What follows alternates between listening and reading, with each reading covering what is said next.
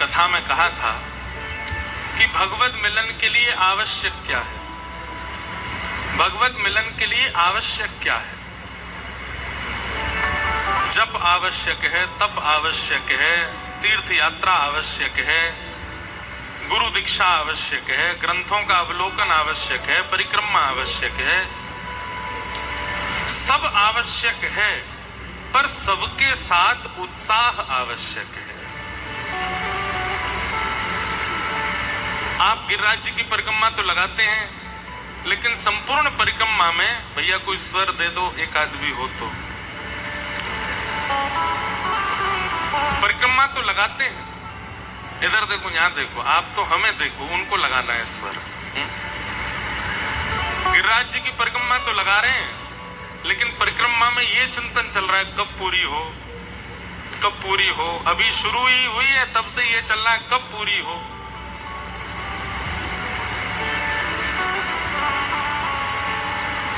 पीछे से आ रही है आवाज, यहां कहीं थोड़ा सा दे दीजिए स्वर इनका। तो मन में भाव चल रहा है कब पूरी हो, कब पूरी हो, कब पूरी हो, ऐसी भावना चित्त में आ रही है। तो उस परिक्रमा का कोई अभिप्राय नहीं। एकादशी के दिन यही लगता रहता है कि द्वादशी कब आएगी। लोग ये कम पूछते हैं कि एकादशी कब है, ये पूछते हैं कि महाराज जी पारना कब करना, द्वादशी कब है, व्रत खोलना कब है, व्रत रखना कब से प्रारंभ करना, ये सब अपने आप सोच लेते हैं। जैसे कई बार ऐसा होता है कि आज दसवीं है और कल एकादशी है। वैसे कल है, आज नौमी है, कल दसवीं, परसों एकादशी है। तो दसवीं के दिन लोग बाग ये नहीं देखते कि एकादशी प्रारंभ कितने बजे हो रही है। कई बार एकादशी रात को लग जाती है, लेकिन लोग क्या कहते हैं, हम लोग हिंदू हैं ना, सूर्योदय के बाद हमारी तिथि चालू होती है। कई लोग रात में 12 बजे भी पा लेते हैं, सुबह उठ के 3 बजे भी पा लेते हैं कि कल एकादशी। जिनसे भूख सहन नहीं होती वो ऐसा कर लेते हैं। तो एकादशी प्रारंभ कब करनी है इसकी इतनी चिंता नहीं होती है।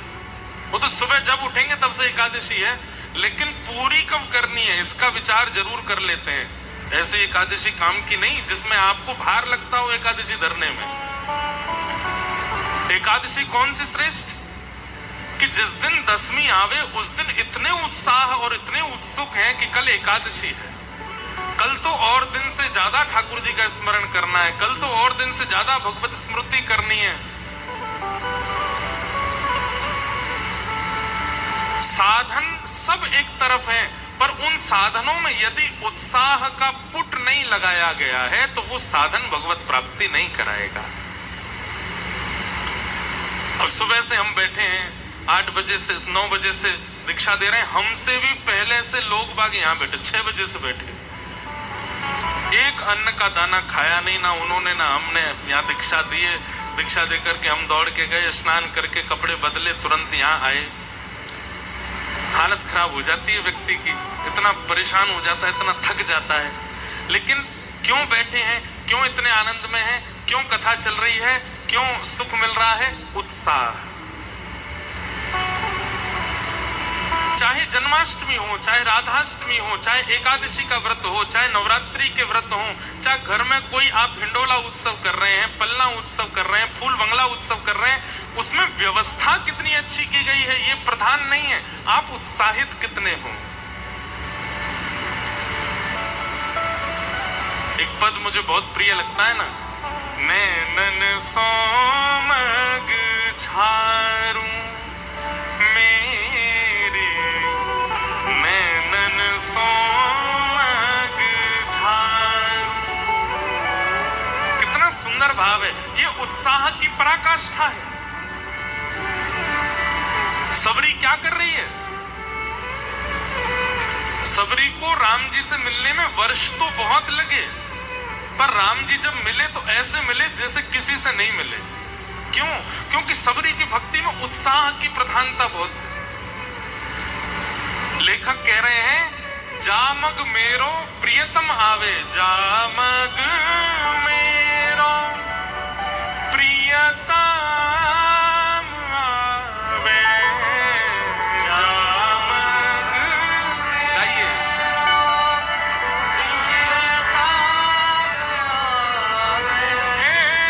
जामग मेरो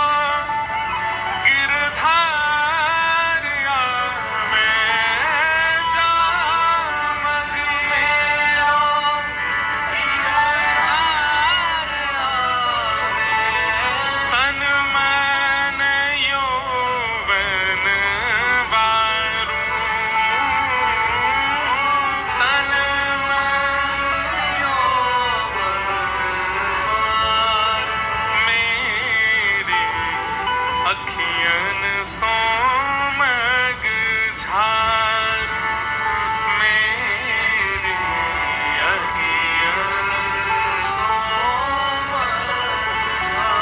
प्रेम की पराकाष्ठा कैसी होती है भैया? जिस गली में प्रियतम रहता है ना, वो गली ही अच्छी लगने लगती है। प्रियतम का घर तो बहुत दूर की बात है, राधा रमण मंदिर बहुत दूर की बात है। जहां से राधा रमण जी की गली शुरू होती है ना, वो गली ही अच्छी लगने लगती है। कल कोई सोशल मीडिया पे फोटो डाल दे वृंदावन की और बस गली का चित्र डाल दे और कुछ नहीं डाले, आप देखते अरे ये तो श्री गोपीनाथ बाजार की गली, राधा रमण जी जाने वाली गली तो यही है। वो गली ही अच्छी लगने लगती है। वो नगर अच्छा लगने लगता है जिस नगर में प्रियतम रहता है। वो रंग अच्छा लगने लगता है जो प्रियतम पहनता है। वो भोजन भाने लगता है जो प्रियतम पाता है। प्रियतम से प्रेम है, उसके नेत्र, उसकी नासिका, उसके बोल, उसके वचन, उसके आव भाव, उसके अंग प्रत्यंगों से प्रेम है। केवल उनसे प्रेम है, ये प्रेम नहीं कहलाता। आपको केवल राधा रमण जी प्रिय लगते हैं, उनका सर्वांगीण अंग प्रिय लगता है, उनकी त्रिभंगी चाल प्रिय लगती है, उनके आभूषण प्रिय लगते हैं, उनका मुकुट प्रिय लगता है, ये प्रेम नहीं है। राधा रमण जी से संबंध रखने वाली छोटी से छोटी वस्तु प्रिय लगने लग जाएगी। अरे कहां तक कहें, हमारे श्री प्रबोधानंद जी महाराज जिन्होंने वृंदावन रसामृत ग्रंथ की रचना की,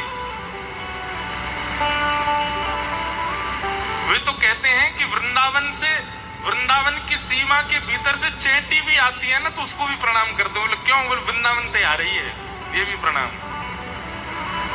धन धन वृंदावन की चेंटी, धन धन वृंदावन के बंदर, धन धन वृंदावन के मेढक, सब धन्य हैं। क्यों? वृंदावन में रहते हैं, वहां रहते हैं जहां हमारा प्रियतम रहता है।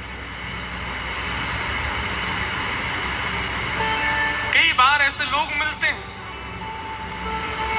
उनको केवल प्रेम इसलिए होता है कि आप ब्रज से हैं, आप ब्रजवासी हो, इसीलिए वो आपसे प्रेम करते हैं कि आप ब्रज से हो।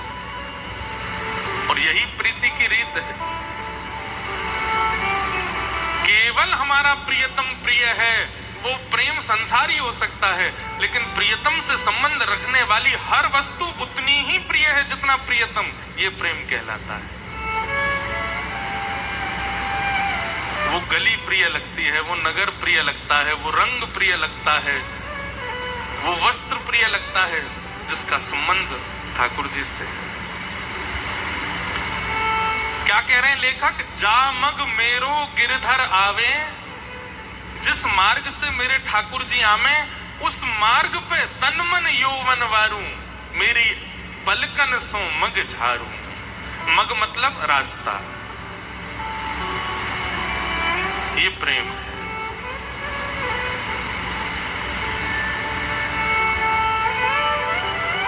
एक कृष्णदास जी का पद है, कृष्ण नाम जबते श्रवण सुनोरी आली, भूली री भवन में तो बाबरी भई रे। कृष्ण नाम जबते श्रवण सुनोरी आली।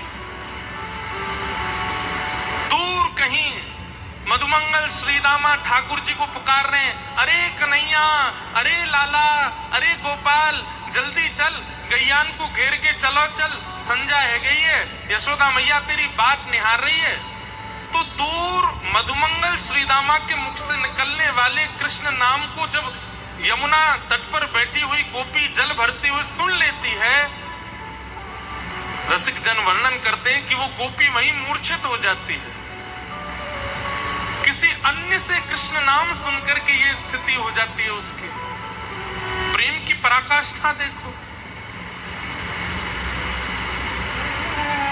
ये प्रेम है हमारे ब्रज के। अब पता नहीं क्यों दिल्ली में बहुत पद याद आते हैं हमको, बहुत देर से एक दो बोलते बोलते अपने आप एक पद आ जाता है, ये गाओ, ये प्रस्तुत करो। बहुत सुंदर एक पद है, मिल जाएगा तो आपका भाग्य, नहीं मिलेगा तो एक ही लाइन गा देंगे बस। हमारे रसिक जन कहते हैं क्या, प्रेम की पराकाष्ठा देखो। वृंदावन क्यों ना भये हम मोर,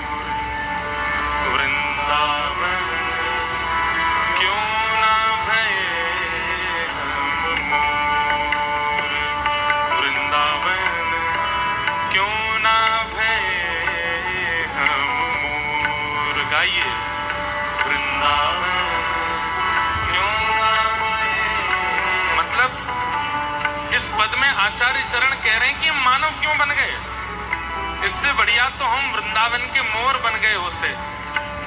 क्यों?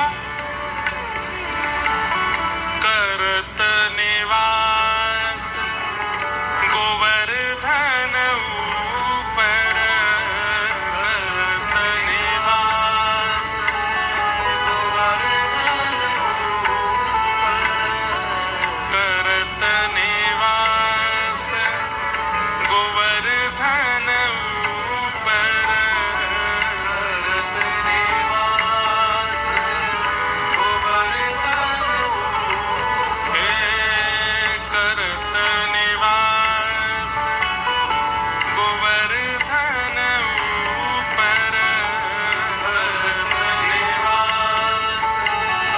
और क्या करते हैं? हे निरखत नंद किशोर,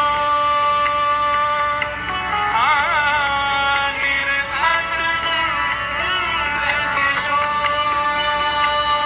इतनी संख्या में आप लोग हो, अगर इतनी संख्या में लोग एक साथ इस पद का गान करेंगे ना, तो ठाकुर जी को वृंदावन छोड़ के आना पड़ेगा यहाँ पे। लेकिन आप लोग क्यों इसका फायदा नहीं उठा रहे हो? इतनी संख्या। करत निवास गोवर्धन ऊपर, करत निवास गोवर्धन ऊपर, निरखत नंद किशोर,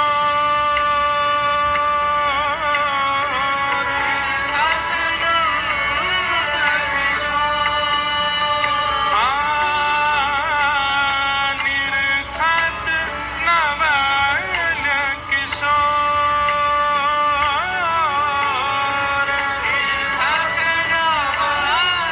किशोर, वृंदावन क्यों ना भय हम, वृंदावन क्यों ना भय हम, श्री वृंदावन क्यों ना भय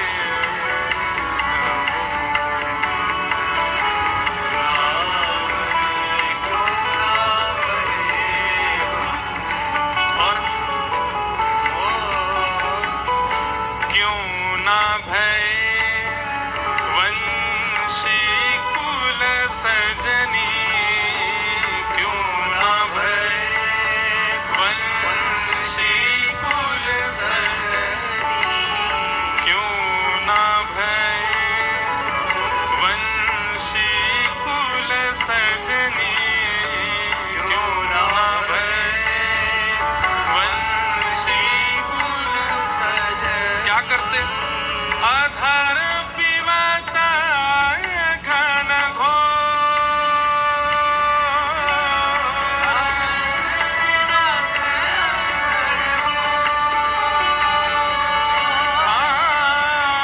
अधर पिबता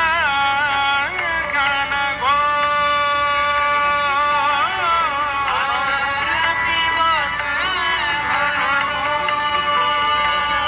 वृंदावन क्यों ना भय, वृंदावन क्यों ना भय,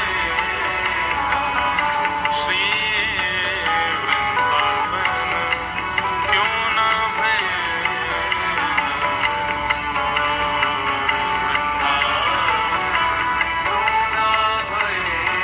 रसिक जन कह रहे हैं, कब?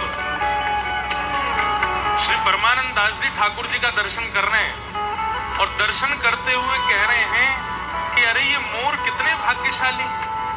कभी आप वृंदावन में जहाँ एकांतिक वन हो, जैसे निधि वन है या तटीय स्थान है, या अभी हमारे गोवर्धन के पास में, कामा के पास में जटेरी धाम है, कभी जाके देखो। जिस गर्भगृह में आपका प्रवेश नहीं है, जबकि आप 3 बार स्नान करते हो, उस गर्भगृह में मोर घुस जाते हैं ठाकुर जी के पास। और तो और छोड़ो, आपके द्वारा दी गई वस्तु ठाकुर जी अंगीकार करेंगे, एक दिन कर लेंगे, लेकिन उस मोर के मोर पुच्छ को तो रोज धारण करते हैं ठाकुर जी, रोज अपने मुकुट पे सजाते हैं। परमानंद दास जी कह रहे हैं या तो बढ़िया इंसान थे, बढ़िया तो हम मोर ही बन गए होते, गिरिराज जी के ऊपर रहते और निरंतर नंद किशोर को निरखते। तभी दोबारा जब मुकुट से नीचे देखा तो अधर पर जब दृष्टि गई तब कहने लगे अरे नहीं नहीं मोर नहीं, हम वंशी बन गए होते। अरे वंशी बन गए होते या अधर पर लेट करके खूब अधरामृत को पान करते। और कैसे बोले घनघोर, वृंदावन में जितने स्वरूप हैं सब ऐसे ही हैं।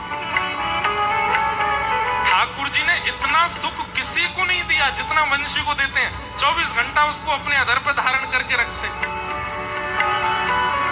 रसिक जन कह रहे हैं हम क्यों नहीं बने वंशी, हम क्यों नहीं बने मोर, और क्यों ना भय गुंजावन बेली, क्यों ना भय गुंजावन बेली,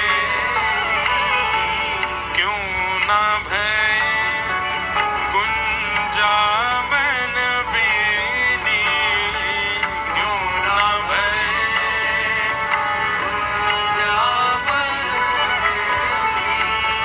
रहत श्याम जू की ओर, रहत श्याम जू की ओर। हमारे राधा वल्लभ लाल जी के सेवायत पधारे हैं। श्री राधा वल्लभ लाल जी अभी ग्रीष्म काल में और सावन में पुष्प का श्रृंगार तो सब जगह ही होता है। हमारे राधा रमन जी तो इतने छोटे से पड़ जाते हैं कि उनके पुष्पों की गुंजा माला यहाँ लटक नहीं पाती। पर श्री राधा वल्लभ जी के देखो आप मुकुट पे ऐसे सुंदर सुंदर गुंजा माला लटकी रहती हैं, सुंदर सुंदर गुच्छे पुष्पों के लटके रहते हैं यहाँ पे। उस समय ऐसा अनुभव किया करो जब श्याम सुंदर चलते होंगे तो इनका कितना सौभाग्य, ऐसे गालों से स्पर्श होते होंगे, आगे पीछे जाकर के ठाकुर जी के अधर का, ठाकुर जी के गालों का स्पर्श करते होंगे। और कभी कभी आगे भी आ जाते होंगे तो ठाकुर जी, अब जैसे यहाँ पे कोई बोल रहा है, अब मधुमंगल यहाँ पे बोलो तो ठाकुर जी बात यूं बात करते होंगे, और जब ऐसे करते होंगे तो फिर पुष्प को हाथ से उठाते होंगे। कितना सौभाग्य इसका। परमानंद दास जी कह रहे हैं क्यों ना भय गुंजावन बेली, क्यों ना भय गुंजावन बेली, रहत श्याम की ओर, रहत श्याम की ओर।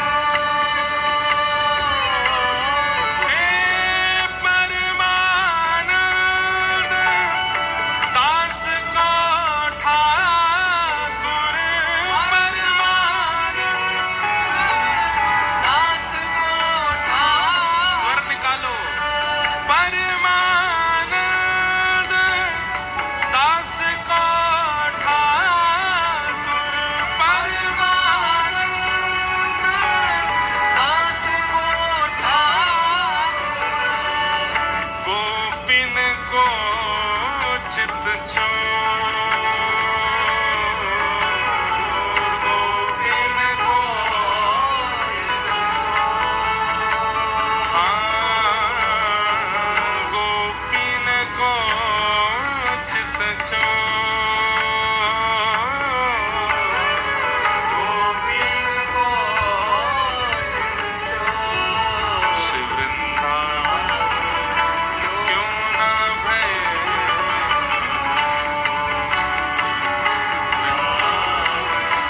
क्यों ना भय, श्री वृंदावन क्यों ना भय,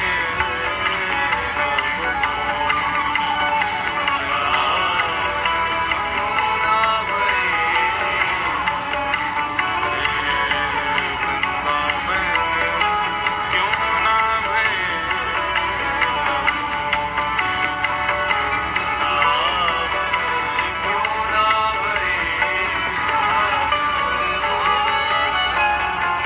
तो प्रेम केवल ठाकुर जी से है तो आप प्रेमी नहीं हो। प्रेम हर उस वस्तु से हो जाएगा जो ठाकुर जी की है, ठाकुर जी से संबंध रखती है, किसी रूप में ठाकुर जी के संपर्क की है, हर उस वस्तु। और केवल इतना नहीं होगा कि बस अच्छी लग रही है, ठीक है, ये ठाकुर जी की पोशाक है माथे से लगाओ, ठाकुर जी की कुलिया है माथे से लगाओ।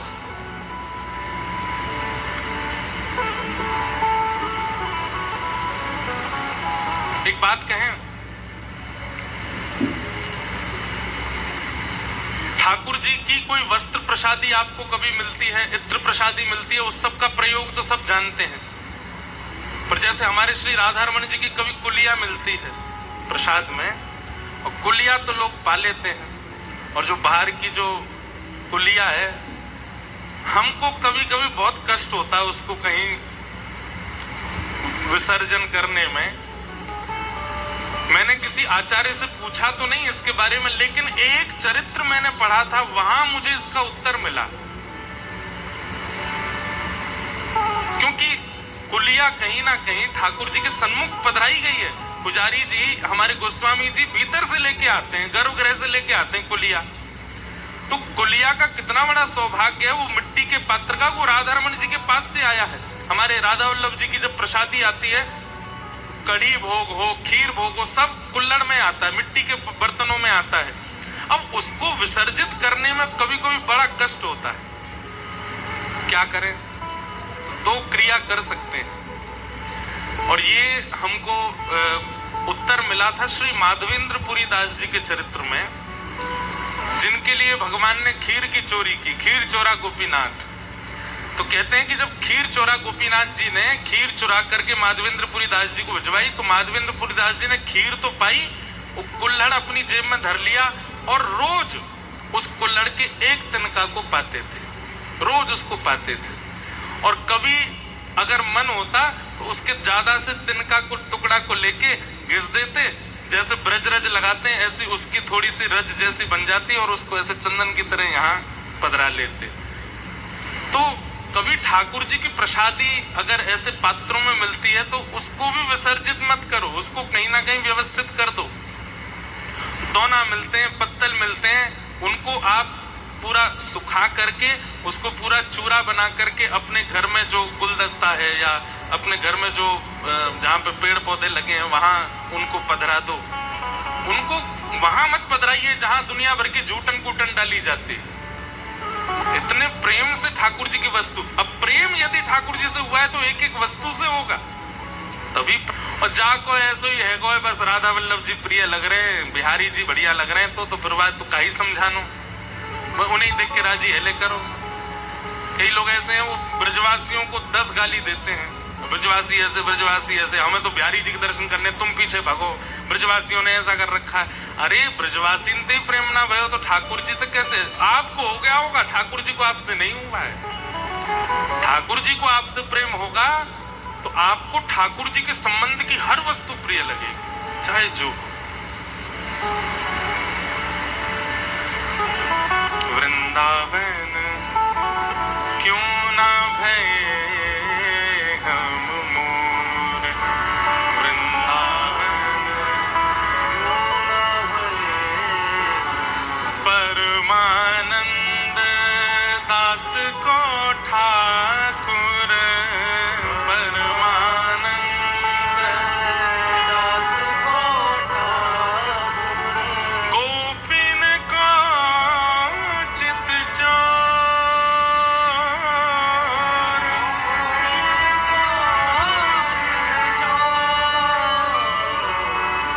वृंदावन क्यों ना भय हम मोर, वृंदावन। तो हम ये प्रसंग सुना क्यों रहे थे? उत्साह, साधन अनेक हैं आपके पास में, आप जप भी करते हो, आप भजन भी करते हो, आप तिलक भी लगाते हो, आप वृंदावन भी जाते हो, आप सत्संग भी करते हो, आप एकादशी भी करते हो, आप सब प्रकार के साधन तो करते हो, लेकिन अगर कहीं उत्साह शून्य है, उत्साह का मतलब क्या होता है? चरम स्थिति का प्रेम ही उत्साह कहलाता है। उत्साह की शून्यता यदि है तो साधन चाहे जितना भी कर लीजिए, भगवत मिलन नहीं होगा, भगवत प्राप्ति नहीं हो पाएगी। और साधन भले ही बहुत ना हो, एक है, लेकिन वो एक भी परिपूर्ण उत्साह के साथ है, तो एक साधन से ही ठाकुर जी मिल जाएंगे। बहुत साधन करने की आवश्यकता नहीं।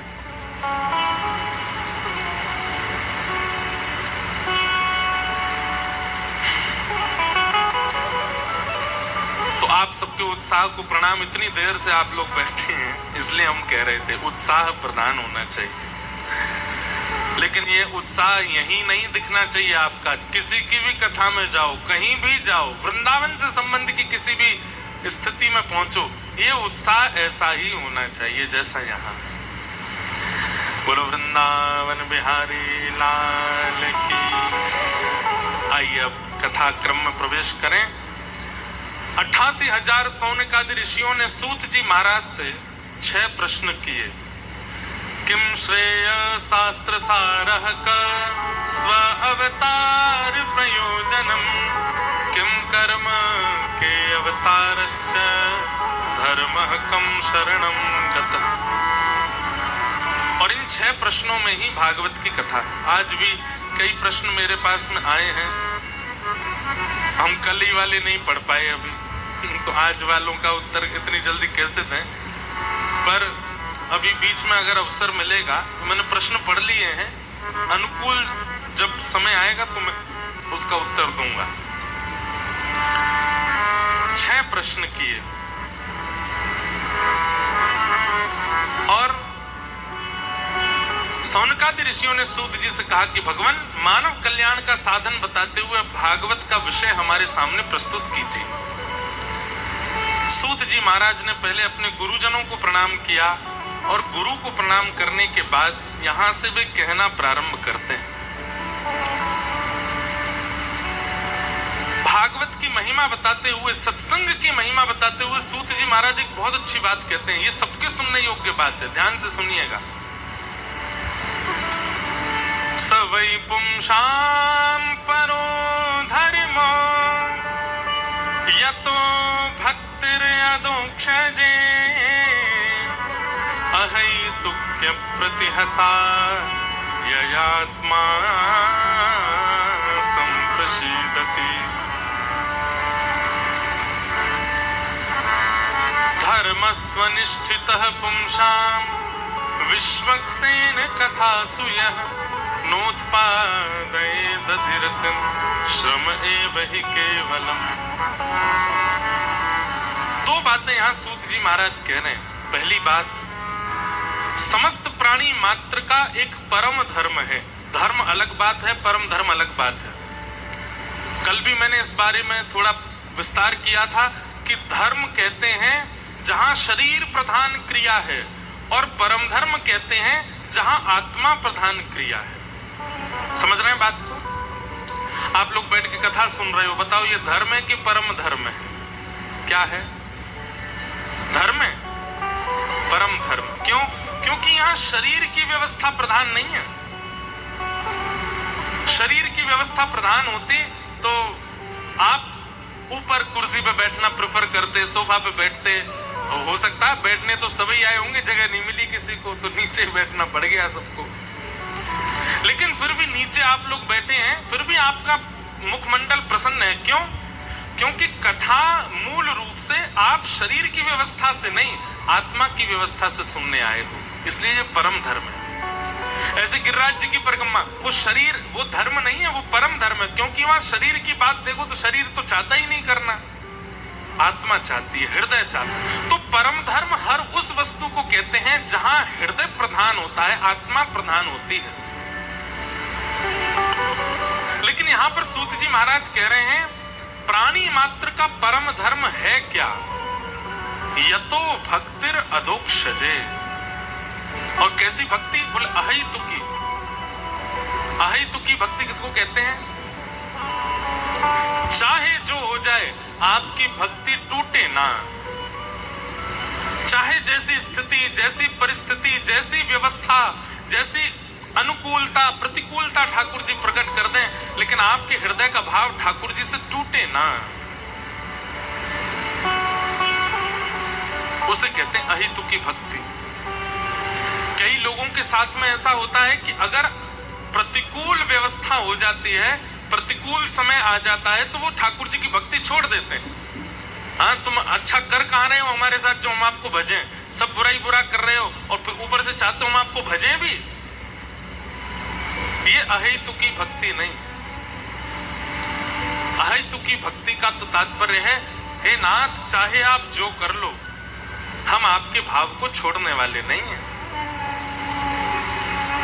जो ब्रज की गोपियों की है।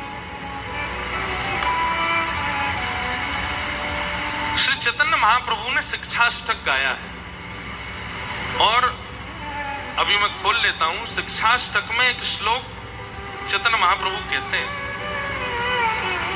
आज मुझसे कोई कह रहा था महाराज जी कि अगर हम रामानंदी हैं, रामानुजी हैं, तो क्या हम लोग हरिवंशियों के पद गा सकते हैं?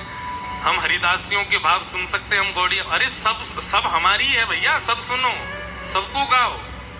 हमारी कथा में आप कभी नहीं देखेंगे कि हम किसी एक पक्ष में रहते हैं। नहीं, हम सबके भाव गाते हैं, सबके सुनते हैं।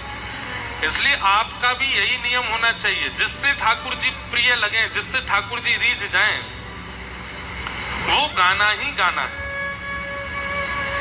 चाहे वो जिस आचार्य का लिखा गया हो।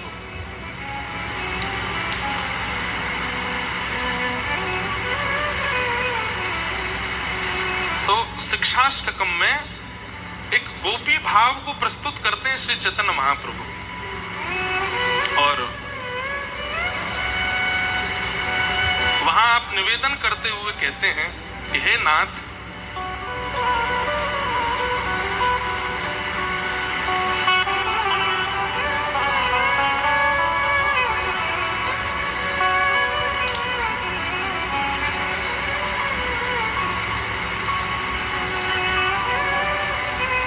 अश्लिष्यवा पादिरतां पिनष्टु माम् अदर्शनान् मर्महता करोतु वा यथा यथा वा विदधातु लम्पटो मत्प्राणनाथस्तु स एव ना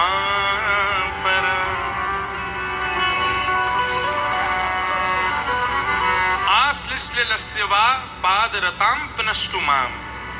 श्री चैतन्य महाप्रभु कहते हैं, एक गोपी का भाव प्रकट करते हुए कहते हैं, गोपी कह रही है ठाकुर जी से कि हे श्याम सुंदर, आप चाहो तो हमसे दूर हो जाओ, आप चाहो तो अपने पैर तले हमको रौंद दो, आप चाहे हमारे साथ जितना भी बुरा कर लो, आप चाहे हमें तड़पता छोड़ जाओ, आप चाहे हमें विलकता छोड़ जाओ, लेकिन हमारी एक बात सुन लीजिए श्याम सुंदर। क्या? मत प्राणनाथस्तु स एव ना पर।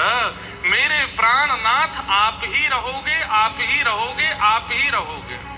मैं आपको छोड़ किसी और को भज नहीं सकता। आप चाहे मुझे अपाहिज कर दीजिए, चाहे परिवार को मुझसे दूर कर दीजिए, चाहे मेरे साथ जितना बुरा हो सके कर लीजिए। आप सोचें कि मैं बुरा करूंगा तो ये मुझे छोड़ देगा, ये मेरा पीछा छोड़ देगा, भूल जाइएगा इस बात को। आप चाहे जो कर लीजिए, हम आपको छोड़ने वाले नहीं हैं। मत प्राणनाथस्तु स एव ना पर। आप ही मेरे प्राणनाथ रहो और आपको छोड़ मैं किसी और को भज नहीं सकता। मैं आपका हूं।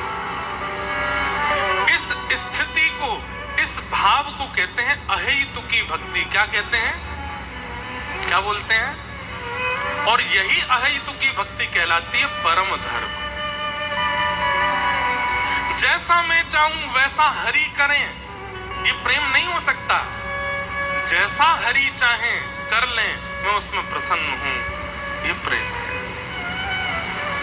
और श्री सूत जी महाराज आज्ञा कर रहे हैं कि यही परम धर्म है, ऐसी भक्ति करना ही परम धर्म है। भक्ति पथ, या तो इस मार्ग पर चलिएगा नहीं, और यदि चलना प्रारंभ करो तो इसी भाव से कीजिएगा, नाथ हम तैयार हैं, आप चाहे जो कर लो, हम आपको छोड़ने वाले नहीं, आपको त्यागने वाले नहीं। कई सिर फिरे प्रेमी होते हैं ना संसार में, कई सिर फिरे प्रेमी होते हैं। उनका प्रेम कैसा होता है? एक तरफा प्यार। तुम चाहे जो कर लो, तुम चाहे मुझसे बात मत करो, तुम चाहे मुझसे मिलो मत, तुम चाहे मेरी तरफ देखो नहीं, पर मैं तो तुमसे ही प्रेम करूंगा। अब संसार में अगर ये प्रेम करते हैं तो फिर FIR भी हो सकती है। सामने वाला आपकी FIR कर देगा, देखो पीछे पड़ा है मेरे, मैं कॉलेज जाता हूं या कॉलेज जाती हूं, ये पीछे पीछे चलता है मेरे, तो FIR भी हो सकती है। इसलिए अगर ऐसा स्वभाव प्रेम का आपके चित्त में, तो राधारमण जी के पीछे पड़ जाओ, वो FIR नहीं कर पाएंगे, उन पे है ही नहीं, और वो FIR करेंगे भी नहीं, वो करना चाहते भी नहीं है। हमारे ठाकुर जी FIR नहीं करते। ठाकुर जी क्या करते हैं, जैसे पता चली कोई पीछे पड़ गया है तो फिर उसके जीवन के सारे भविष्य को निकालते हैं। इसका भविष्य कैसा है, चलो इसमें थोड़ी छेड़छाड़ करो, नहीं थोड़ा यहाँ से उछालो, यहाँ पे गिरा दो, यहाँ पे इसके संग ऐसा कर दो, ऐसा करो, अब देखते हैं भाग जाएगा, देखना उल्टे पैर लौट जाएगा। कई लोग लौट जाते हैं तो ठाकुर जी हंसते हैं। कभी कभी हमें लगता है कि राधारमण जी हंसते हैं, उनकी दतुइयां क्यों दिखती हैं। उस दिन ठाकुर जी को लगता होगा कि पीछे पड़ा था कोई बहुत दिन से, आज उसकी परीक्षा ली, लौट गया वापस, तो ठाकुर जी हंसते हैं, वाह देखो लौट गया।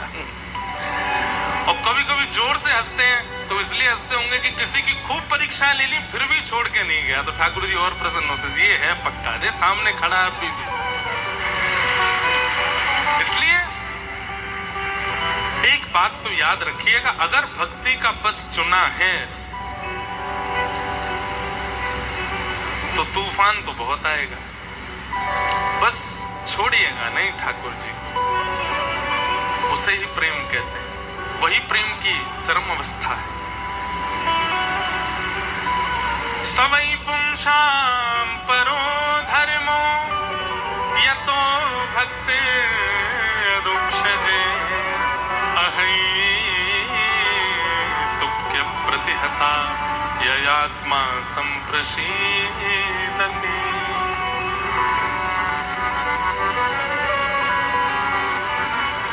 जनाबाई की कथा सुनी आपने? महाराष्ट्र में एक परम भागवत हुई जनाबाई,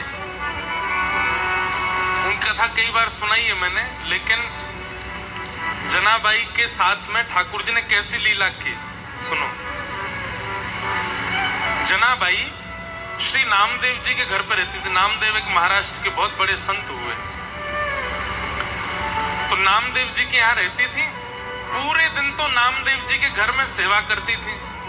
बहुत ध्यान से सुनिएगा सब लोग, इधर देख के सुनो।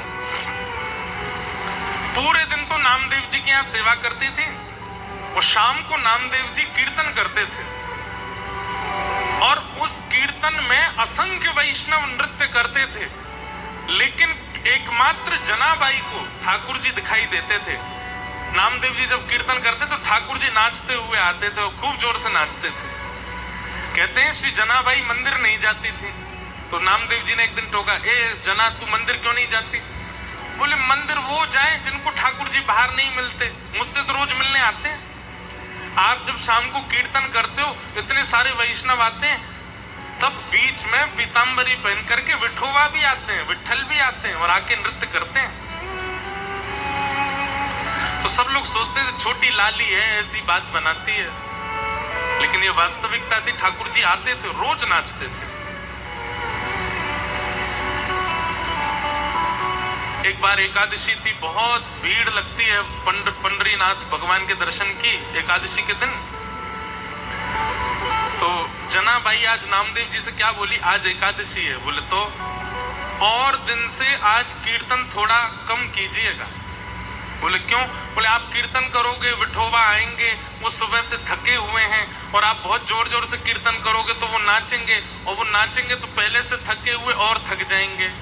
इसलिए मेरी प्रार्थना, आज कीर्तन कम करना। तो सब लोग कहते, बोले अरे जना तू कैसी बात करती है, बल्कि आज तो एकादशी, आज तो और दिन से ज्यादा कीर्तन होगा। तो जनाबाई रोती थी, चरण पकड़ लेती थी। बोले मैं आपके हाथ जोड़ रही हूं, आज कीर्तन कम करना, नहीं तो विठोबा के पांव में दर्द हो जाएगा। लेकिन कौन माने, जब तरंग आती है कीर्तन में तो सब नाचते हैं, और जोर जोर से नृत्य होने लगा।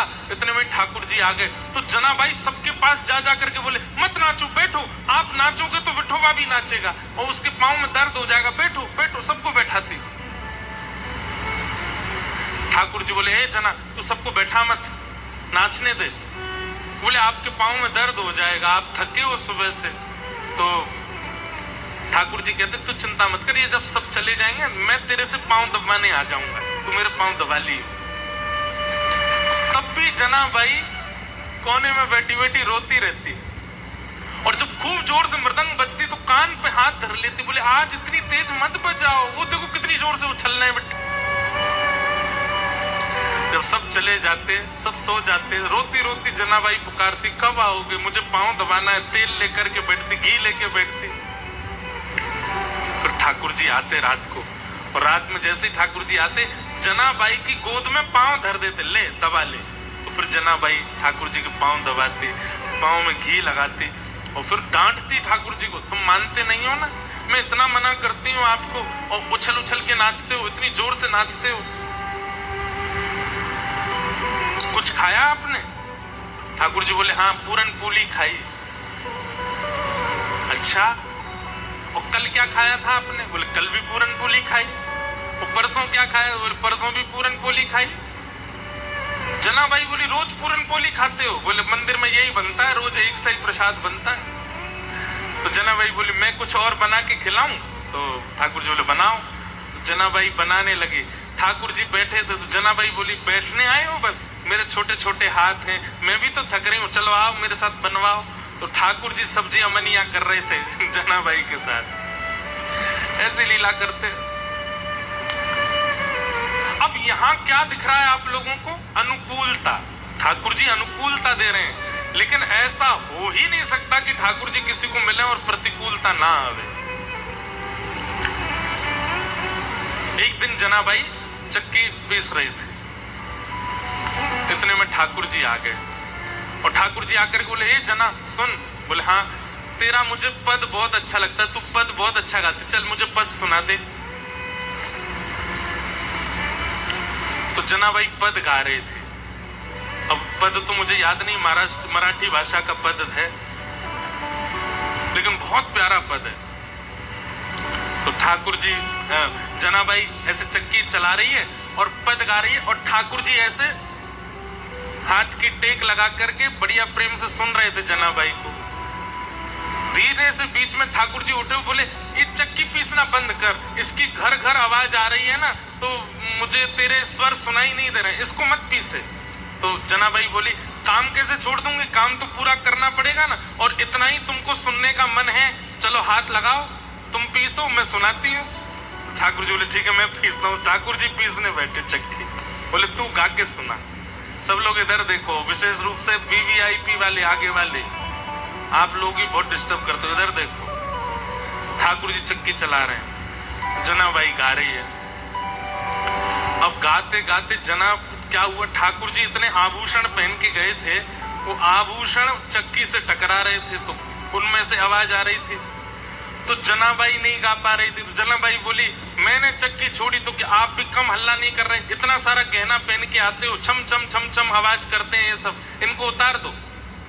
तो ठाकुर जी ने सारे गहने उतार करके वहीं धर दिए और प्रेम से चक्की पीसने लगे, जनाबाई गाने लगी। सुनते सुनते पद इतने में ही मंगला के घंटे घड़ियाल बजने लगे मंदिर में। ठाकुर जी तुरंत उठे, अरे जना मंगला का समय हो गया, मैं दौड़ के जाता हूँ, मंदिर में पुजारी आ जाएंगे। और ठाकुर जी दौड़ करके गए और मंदिर में जाके ठाड़े हो गए। लेकिन रात में जो गहने पहने थे वो वहीं छोड़े आए जनाबाई के। कपाट जैसे सुबह खुले तो ठाकुर जी के श्री अंग पर एक भी गहना नहीं था। और जब वो गहने नहीं मिले, और गहने तो छोड़ आए, ऊपर से एक गलती और करके आए ठाकुर जी। क्या? ठाकुर जी बोले अगर मैं ऐसे जाऊंगा तो सब पुजारी पहचान जाएंगे, जनाबाई एक काम कर अपनी सॉल दे दे मुझे। तो जनाबाई की सॉल लपेट के और गए। मंदिर में जैसे ही पहुंचे, कपाट खुले, पुजारियों ने जैसे ही देखा ठाकुर जी को, पहले देखा आभूषण कहां गए, ठाकुर जी के आभूषण कौन चोरी कर ले गया। इतने में ही नामदेव जी मंगला का दर्शन करने आए थे, तो मंदिर में हलचल हो रही थी। नामदेव जी बोले क्या हो गया? बोले ठाकुर जी के आभूषण नहीं मिल रहे हैं, कोई चोरी कर ले गया है। तो जैसे ही देखने गए, आभूषण नहीं देखे, तो वो बोले लेकिन ये सॉल मैंने कहीं देखी है, ये सॉल तो देखी देखी लग रही है। क्योंकि नामदेव जी के घर में जो काम करती जनाबाई उसी की सौल थी। अचानक से अरे ये तो जनाबाई की सौल है। पुजारियों ने जैसे सुना जनाबाई की सौल, बोले महाराज क्षमा कीजिएगा, आपकी जना ही आई है और आकर के सब चोरी करके चली गई है ठाकुर जी का, हम उसे छोड़ेंगे नहीं। जनाबाई यहाँ चक्की पीस के सारा आटा इकट्ठा कर रही थी, इतने में सब पंडा पुजारी पहुंच गए और जनाबाई से जाके बोले, ए जना, तेने ठाकुर जी के आभूषण चुराए? अब जनाबाई कुछ बोलती उससे पहले तो पुजारियों को दिख गए कि चक्की के पास में सारे आभूषण रखे। अब जनाबाई, अब ऐसी प्रेम की रीत है, अब जनाबाई क्या समझाए उनको कि पांडुरंग मेरे पास रात को आते हैं, मैं उनके पैर दबाती हूँ, उनको गाना सुनाती हूँ, कोई मानेगा उनकी बात? पुजारियों ने कहा यही चोरनी है, इसी ने चोरी की है, इससे कुछ पूछना नहीं है, इसका मुंह बांध दो और इसको सूली पर चढ़ा दो। और यही किया, मुख बांध दिया, एक शब्द नहीं सुना उनका, और तभी सूली तैयार करके जनाबाई को चढ़ाने लगे। तो एक पुजारी जी बोले, ए जना, तेरी कोई अंतिम इच्छा है? तो फिर से जनाबाई ने एक मराठी में फिर एक कीर्तन गाया ठाकुर जी को टोकते हुए, और उसमें पूरे संसार को जनाबाई कहती हैं कि भैया ये प्रीत की रीत बड़ी कठिन है, इनसे प्रेम के मार्ग में अगर आओ तो सोच समझ के आना, ये बहुत खेलते हैं।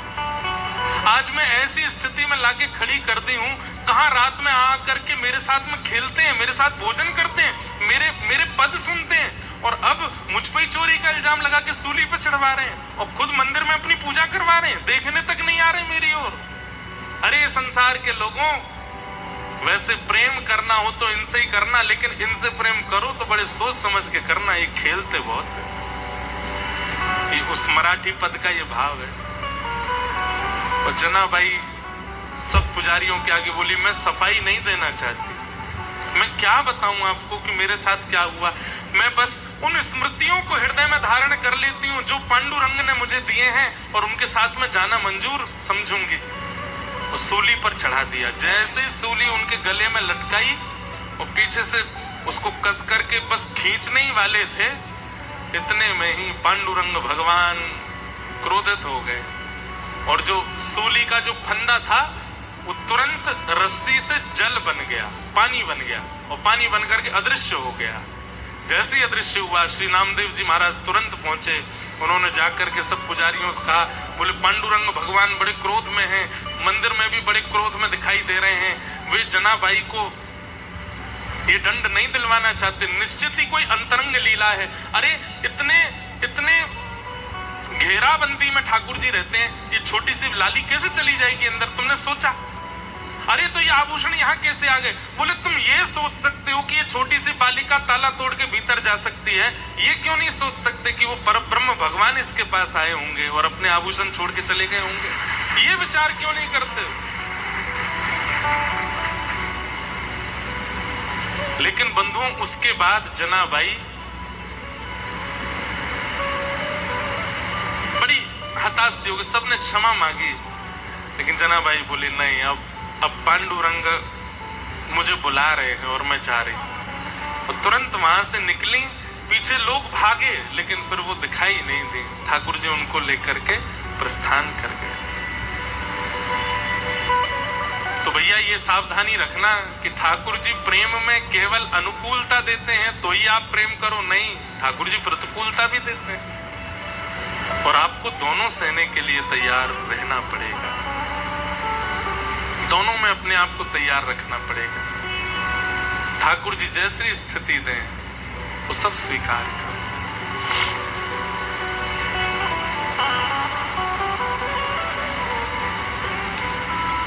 तो अहेतुक्य प्रतिहता ययात्मा संप्रशीदति, ठाकुर जी के प्रति अहेतुकी भक्ति, यानी कि किसी भी परिस्थिति में विच्छिन्न न होने वाली भक्ति को कहते हैं अहेतुकी भक्ति। चाहे जो हो जाए जीवन में, पर ठाकुर जी के प्रति जो प्रेम है, ठाकुर जी के प्रति जो भाव है, वो कभी टूटे ना, कभी छूटे ना। इसी को प्रेम कहते हैं।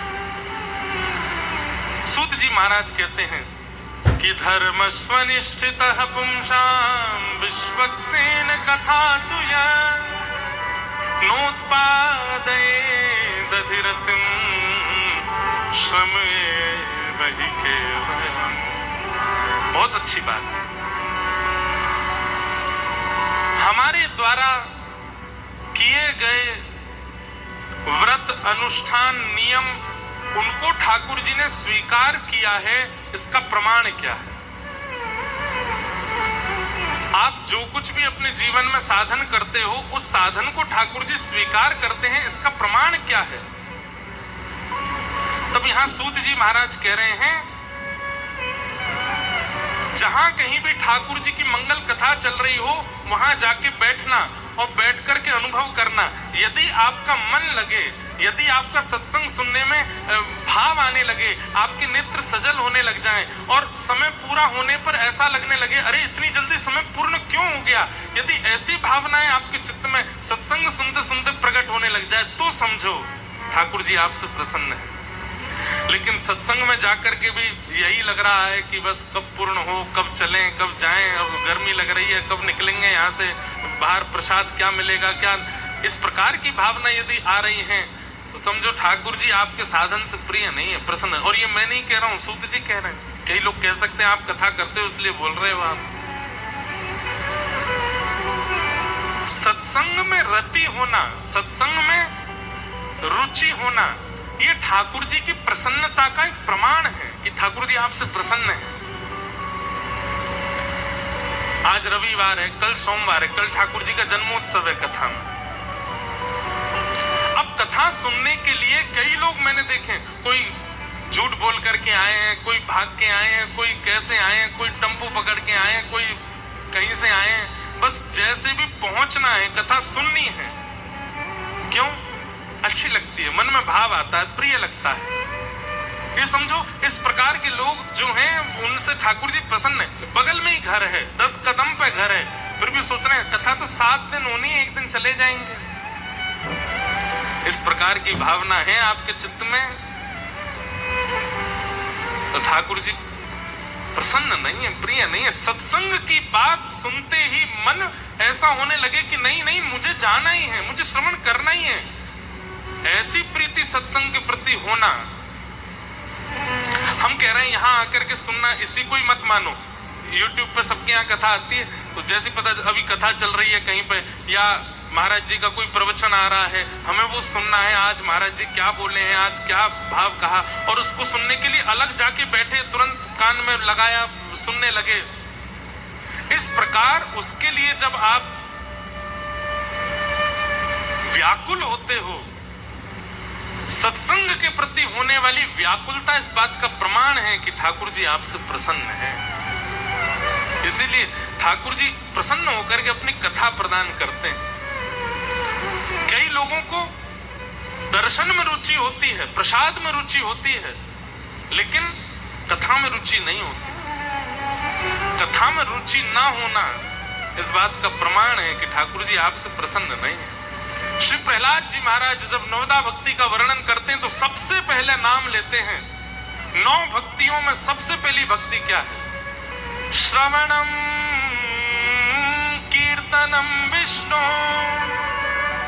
स्मरणम पाद सेवनम अर्चनम वंदनम दास्यम सख्यात्मनिवेदनम।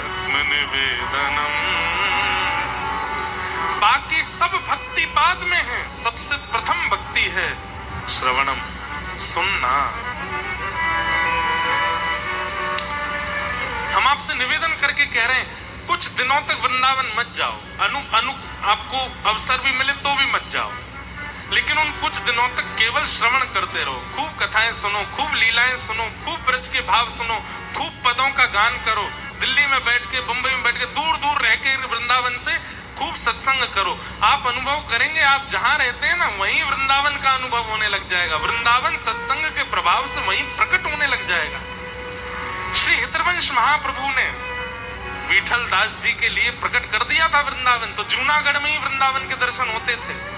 द्वारिका में ही वृंदावन के दर्शन होते थे। वो जहां दृष्टि घुमा के देखते थे वहीं वृंदावन दिखता था। स्वामी श्री हरदास जी महाराज ने मधुकर शाह राजा, कहां का राजा? ओरछा का राजा मधुकर शाह, उसके मन में आ गया कि अब वृंदावन छोड़ के नहीं जाना। तब स्वामी श्री हरदास जी महाराज ने विचार किया, अगर ये वापस नहीं गया तो फिर कौन संभालेगा राज्य को? आज्ञा कर दी। बोले तुम जब जब वृंदावन की याद करके दृष्टि घुमा करके देखोगे तुमको वृंदावन ही दिखेगा, चाहे तुम ओरछा में हो, चाहे तुम झांसी में हो, चाहे तुम बुंदेलखंड में हो, तुम्हारे लिए वृंदावन वहीं प्रकट हो जाएगा। ठीक वैसे ही सत्संग में ये सामर्थ्य है।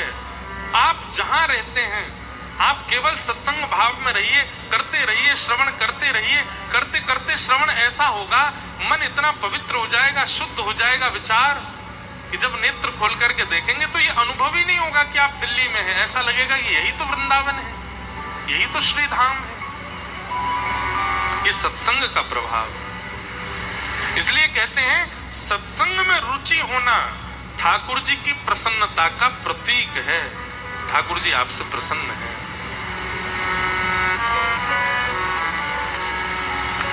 सूत जी महाराज इस प्रकार सब भाव बता रहे हैं और कहते हैं अब मैं तुम्हें भागवत की रचना का विषय बताता हूं। वेदव्यास जी महाराज ने मानव कल्याण के लिए अनेक ग्रंथ लिखे,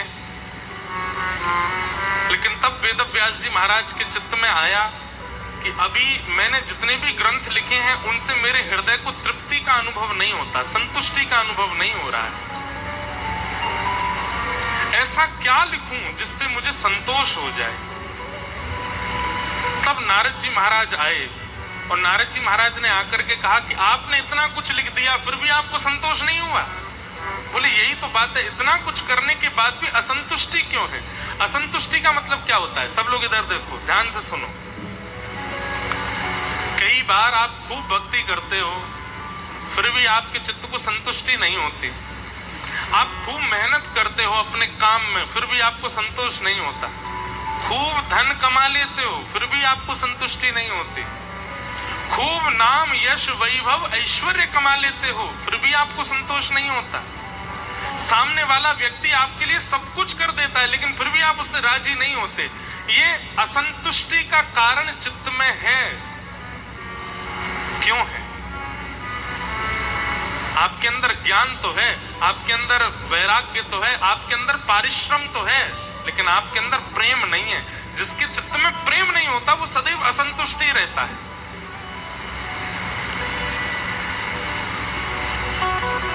प्रेम विहीन व्यक्ति, उसको कभी संतुष्टि नहीं होती। और प्रेमी व्यक्ति कैसा होता है? प्रेमी व्यक्ति कैसा होता है? उसको पीले कपड़े पहना दो उसमें राजी, उसको सफेद पहना दो उसमें राजी, उसको फर्श पे गद्दा लगा के दे दो उस पर सो जाएगा, उसको बिस्तर पे सुला दो वहां सो जाएगा, उसको 56 भोग खिला दो उसमें राजी, उसको केवल नमक से रोटी खिला दो उसमें राजी। ये सब में राजी होने वाला व्यक्ति, सब प्रकार की स्थिति में समत्व को प्राप्त करने वाला व्यक्ति, हम आपको दावे से हस्ताक्षर करके कह सकते हैं वो प्रेमी है, उसके चित्त में प्रेम है। और ऐसे जो लोग होते हैं ना जो हर स्थिति में रह लेते हैं, आप देखो वो प्रसन्न ही रहते हैं, उनके मुखमंडल पर एक अद्भुत प्रसन्नता ही रहती है। लेकिन जिनका माथा सुकुड़ा रहता है, ये होठ कभी खिलते नहीं हैं, नेत्र कभी प्रसन्न होते नहीं हैं, ऐसे लोगों को दाल कैसी बनी है? बढ़िया बनी है, हींग की कमी है। अरे भाई हींग कौन पता करता है कि हींग है कि नहीं है? कई लोग ऐसे देखे उनको ये पता चल जाता है कि इसमें हींग नहीं पड़ी है। मुझे आज तक अनुभव ही नहीं हुआ कि हींग का स्वाद होता कैसा है।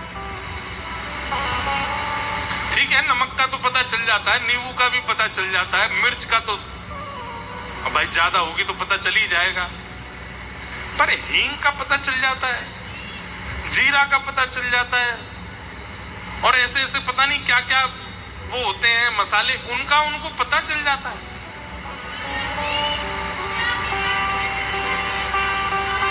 क्या कह रहे हैं? हैं? क्या? वाह,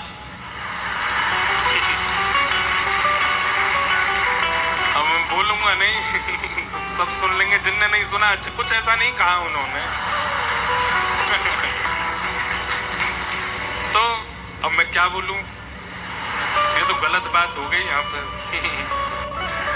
तो क्या बता रहा था मैं, हाँ तो कैसे पता चल जाता है पता नहीं, लेकिन प्रेमी व्यक्ति का लक्षण है वो हर स्थिति में प्रसन्न रहता है। F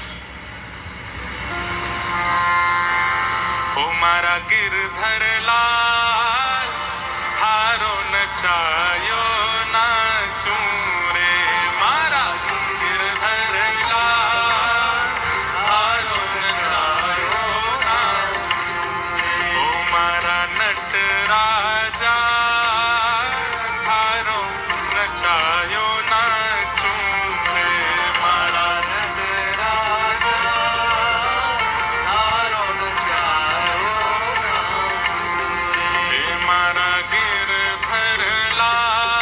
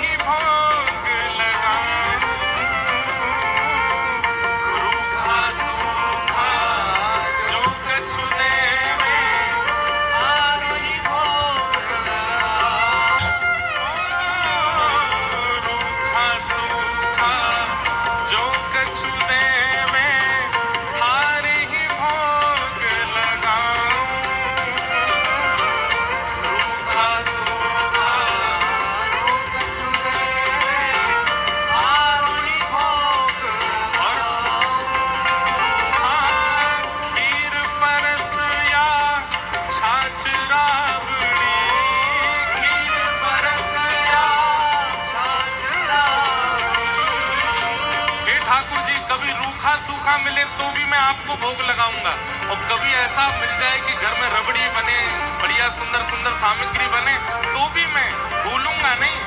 खीर परस या छाछ राबड़ी, खीर परस या छाछ राबड़ी, ओ मैं सबई प्रेम से पाऊं, हाँ पाऊं मारा गिरधर लाल, तारो नचायो नाचूं रे, गिरधर लाल तारो नचायो,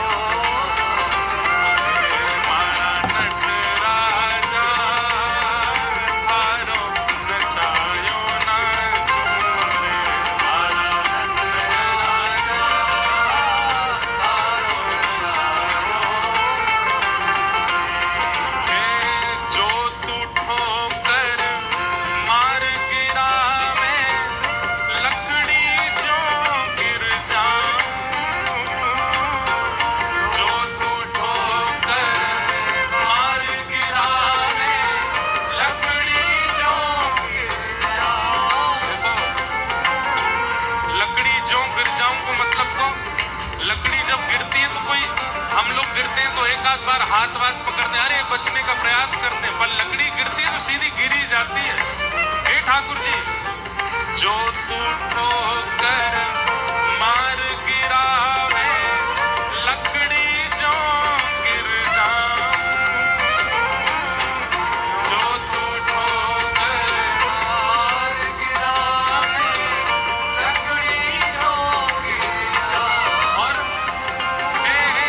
जो तू माथे ऊपर बिठावे, जो तू माथे ऊपर बिठावे, जो तू माथे ऊपर बिठावे, जो तू माथे ऊपर बिठावे, मैं तो बिना शर्माऊं, मारा गिरधर लाल, तारो नचायो नाचूं रे, मारा गिरधर लाल, तारो नचायो नाचूं रे, मारा नट राजा तारो नचायो नाचूं रे, मारा नट राजा तारो नचायो। बोलो वृषभानु दुलारी की।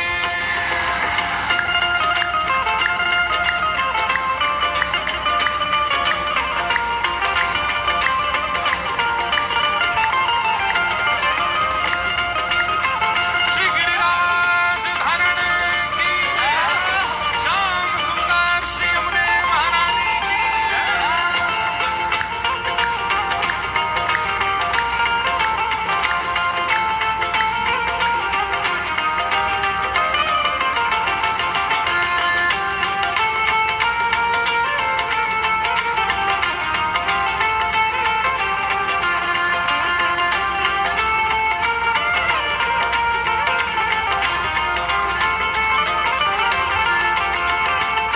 जो तू तन को, ये प्रेमी के लक्षण बताए जा रहे हैं, जिसके चित्त में प्रेम होता है वो ऐसा होता है।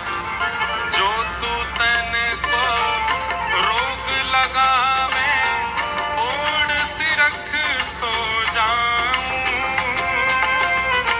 जो तू तन को रोग लगावे, ओढ़ सिरख सो जाऊं, हाँ, जो तू तन को रोग लगावे, ओढ़ सिरख सो जाऊं,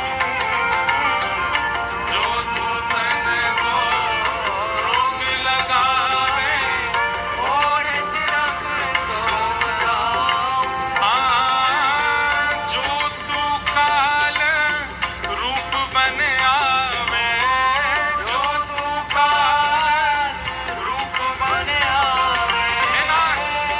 अगर आप मुझे रोग लगाओगे तो मैं सोचूंगा कि आप चाहते हैं कि मैं आराम करूं, सो जाऊंगा, लेकिन कहीं आप मेरी मृत्यु बन के भी आ गए, अगर आप मेरे काल भी बनाए तो, जो तू काल रूप बन आवे, जो तू काल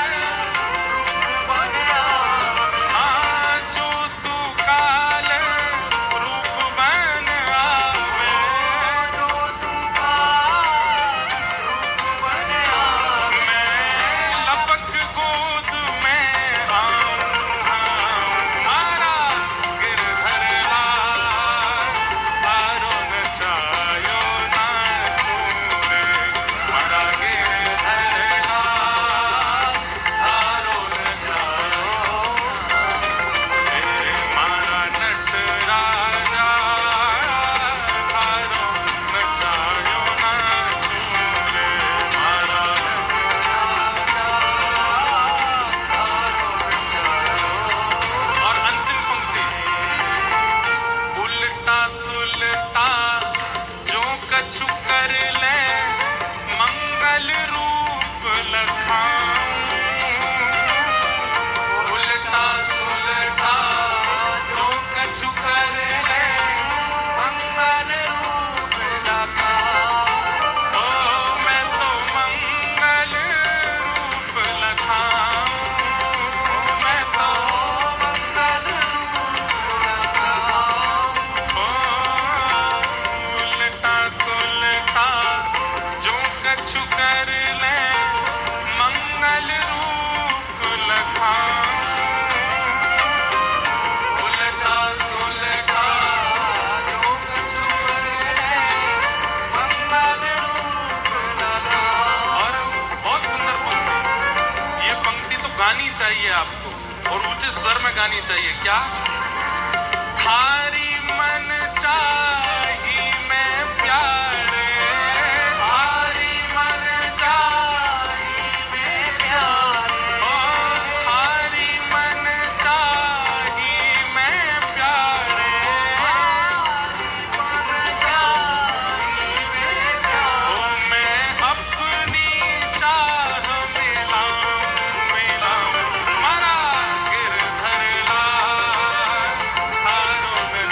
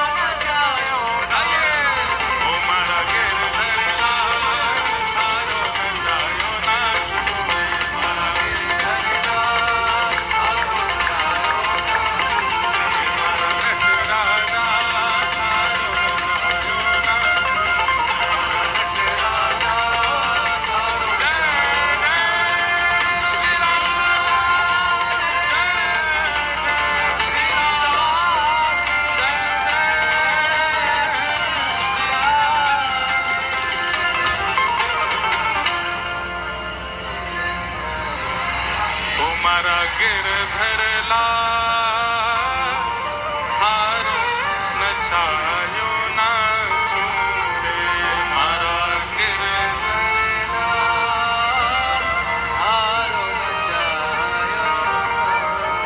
एक भैया बात सुनो हमारी। एक 5 साल की लाली है, उसका नाम है हीति जैन, और उसने गले में आईडी कार्ड भी पहना हुआ है। उनकी माताजी ढूंढ रही है, बेचारी लाली कहीं खो गई है। यही है? कहाँ है? दो वो वहां है लाली, दो वो वहां है। कौन सी माताजी? कौन सी? आप हैं? हाँ तो जाइए, वो वहां है पीछे।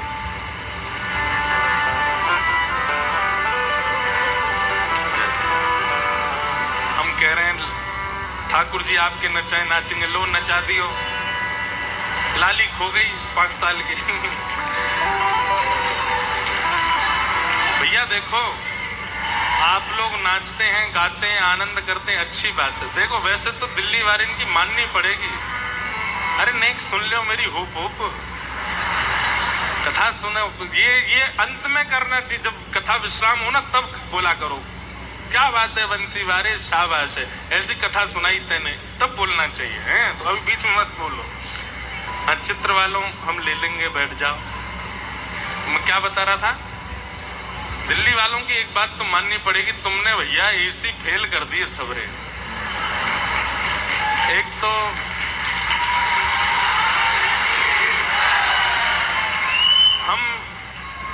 तो प्रशंसा करते नहीं है ना, बहुत कम प्रशंसा करते हैं वृंदावन से बाहर के लोगों की।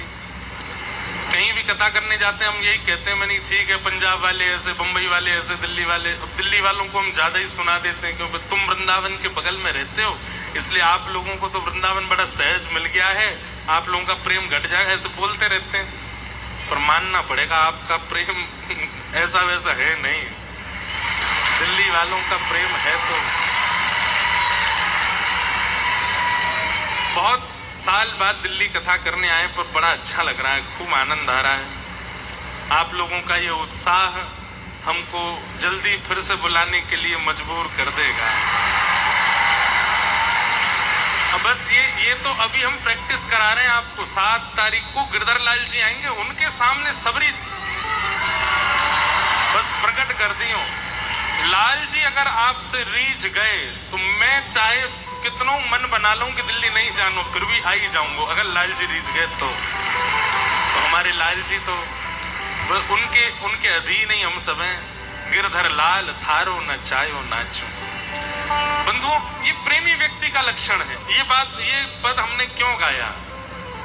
वेद व्यास जी महाराज ने अनेक ग्रंथों की रचना कर ली, लेकिन उनके मन को शांति नहीं है। क्यों? तब यहां पर श्री नारद जी महाराज समझाते हैं कि भवतानुदित प्रायम यशो भगवतो मलम ये नैवासौ न तुष्येत मन्ये तद्दर्शनम खिलम। नारद जी महाराज कहते हैं, व्यास जी आपने जितने भी ग्रंथ लिखे हैं ना, उसमें आपने विद्वत्ता प्रदान करी है, उसमें आपने ज्ञान को प्रधानता दी है, उसमें आपने वैराग्य को प्रधानता दी है, लेकिन आपने प्रेम प्रधान ग्रंथ नहीं लिखा। अभी तक प्रेम का प्रस्तुतिकरण नहीं किया, इसलिए आपका चित्त अशांत है। समझ में आई बात? अशांत व्यक्ति का लक्षण क्या है? प्रेम शून्य। और प्रेम युक्त व्यक्ति का लक्षण क्या है? जो अभी हम गा रहे थे, ये प्रेम युक्त व्यक्ति का लक्षण है। उल्टा सुलटा उल्टा, स्वर आ ही नहीं रहे। उल्टा सुलटा जो कछु कर ले मंगल रूप लखाऊं, ये प्रेमी व्यक्ति का लक्षण है। हे ठाकुर जी, आप चाहे जो कर लो, जो शिक्षाष्टकम में चेतना महाप्रभु कह रहे हैं वो भी तो यही कह रहे हैं, आप जो कर लो मंगल रूप लखाऊं, जो भी कुछ होगा उसमें मैं यही मानूंगा कि ये मंगल ही है। मेरे पांव पाँव में लग गई, कुछ अच्छा होना होगा इसीलिए लगी है। मैं गिर गया, कुछ बढ़िया होना होगा इसीलिए गिर गया। अब हम तो बस पैर में लगना और गिरना ही बोल सकते मंच से, लेकिन इससे भी ऊपर कुछ हो जाए तो भी यही मानना कि ठाकुर जी कुछ अच्छा ही सोचा होगा आपने। सूरदास जी, नेत्र नहीं थे उनके पास। कई लोग कहते तुम 24 घंटा ठाकुर जी का यश गाते हो और देखो ठाकुर जी ने कितना बुरा किया आपके साथ, नेत्र ही नहीं दिए। सूरदास जी हंस गए, हंस करके बोले मेरा बहुत बड़ा भाग्य है कि ठाकुर जी ने मुझे नेत्र नहीं दिए। बोले इसको भाग्य क्यों मानते हो? बोले भैया कुछ लोग संसार की सुंदरता में फंस गए क्योंकि वो सुंदरता देख सकते हैं। कुछ लोग धन में फंस गए क्योंकि वो धन देख सकते हैं। कुछ लोग व्यसनों में पड़ गए, क्यों? क्योंकि वो व्यसन देख सकते हैं। कोई पुरुष में पड़ गया, कोई स्त्री में पड़ गया, कोई बच्चों में पड़ गया। ये मोह ममता सारे दोषों का प्रादुर्भाव ही नेत्रों से होता है। जैसा दिखता है वैसा भाव प्रकट होता है। पर ठाकुर जी ने मुझे किसी में नहीं फंसाया, इसलिए मुझे नेत्र ही नहीं दिए। मैं किसी में नहीं फंसता। मेरे ऊपर बहुत बड़ी कृपा है ठाकुर जी की कि उन्होंने मुझे कहीं फंसने दिया ही नहीं, अपने आप में फंसा के रखा बस। अब सोचो, जो नेत्र ना मिलने को भी मंगल विधान मानता हो वो प्रेमी व्यक्ति है।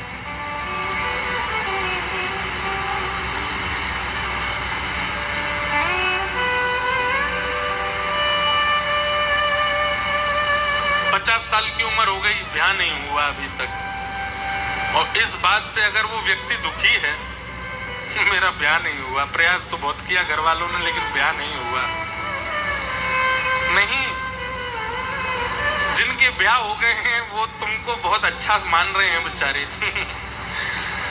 जिनके ब्याह हो गए हैं ना, वो जब कुआरों को देखते हैं तो उन्होंने कितने अच्छे हैं ये, इनका जीवन कितना बढ़िया, कितने प्रसन्न हैं, कितने खुश हैं। और जिनका ब्याह हो गया वो ये पूरी योजना बनाते हैं कि ये जो कुआरे हैं ये कुआरे बैठे क्यों हैं, इनका भी कराओ, इनको भी तो पता चले कि ब्याह का लड्डू कितना मीठा।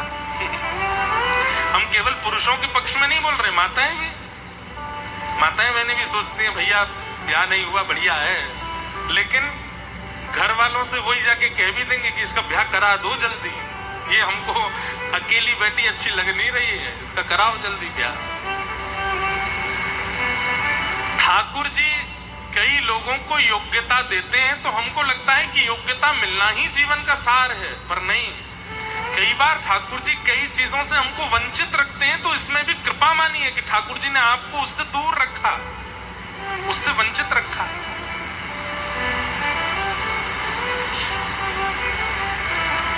सीधी बात है भैया, हर स्थिति को कृपा मान करके जीने वाला व्यक्ति ही प्रेमी कहलाता है।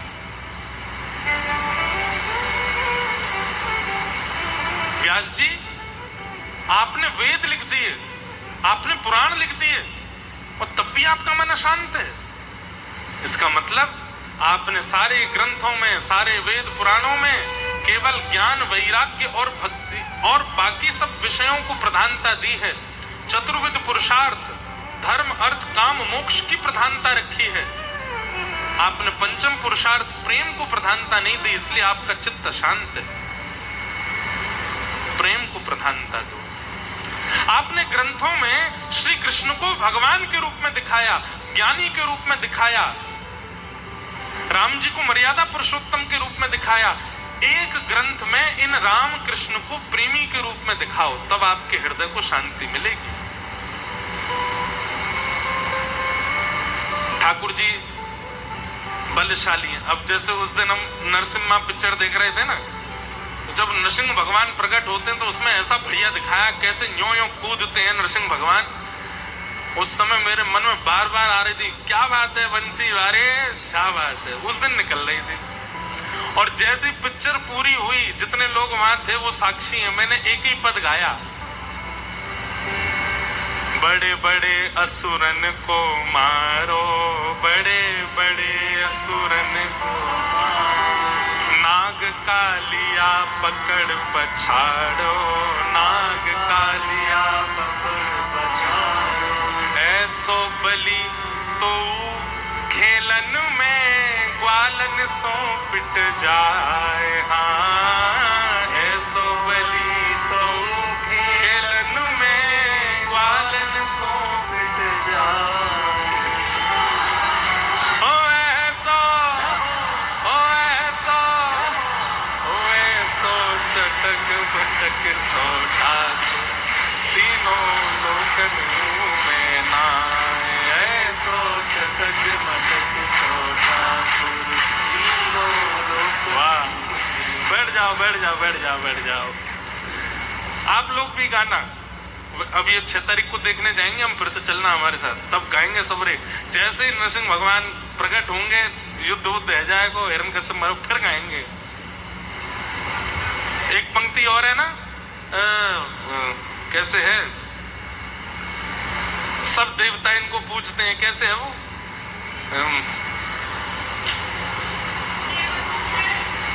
अरे एक पंक्ति और है इसमें,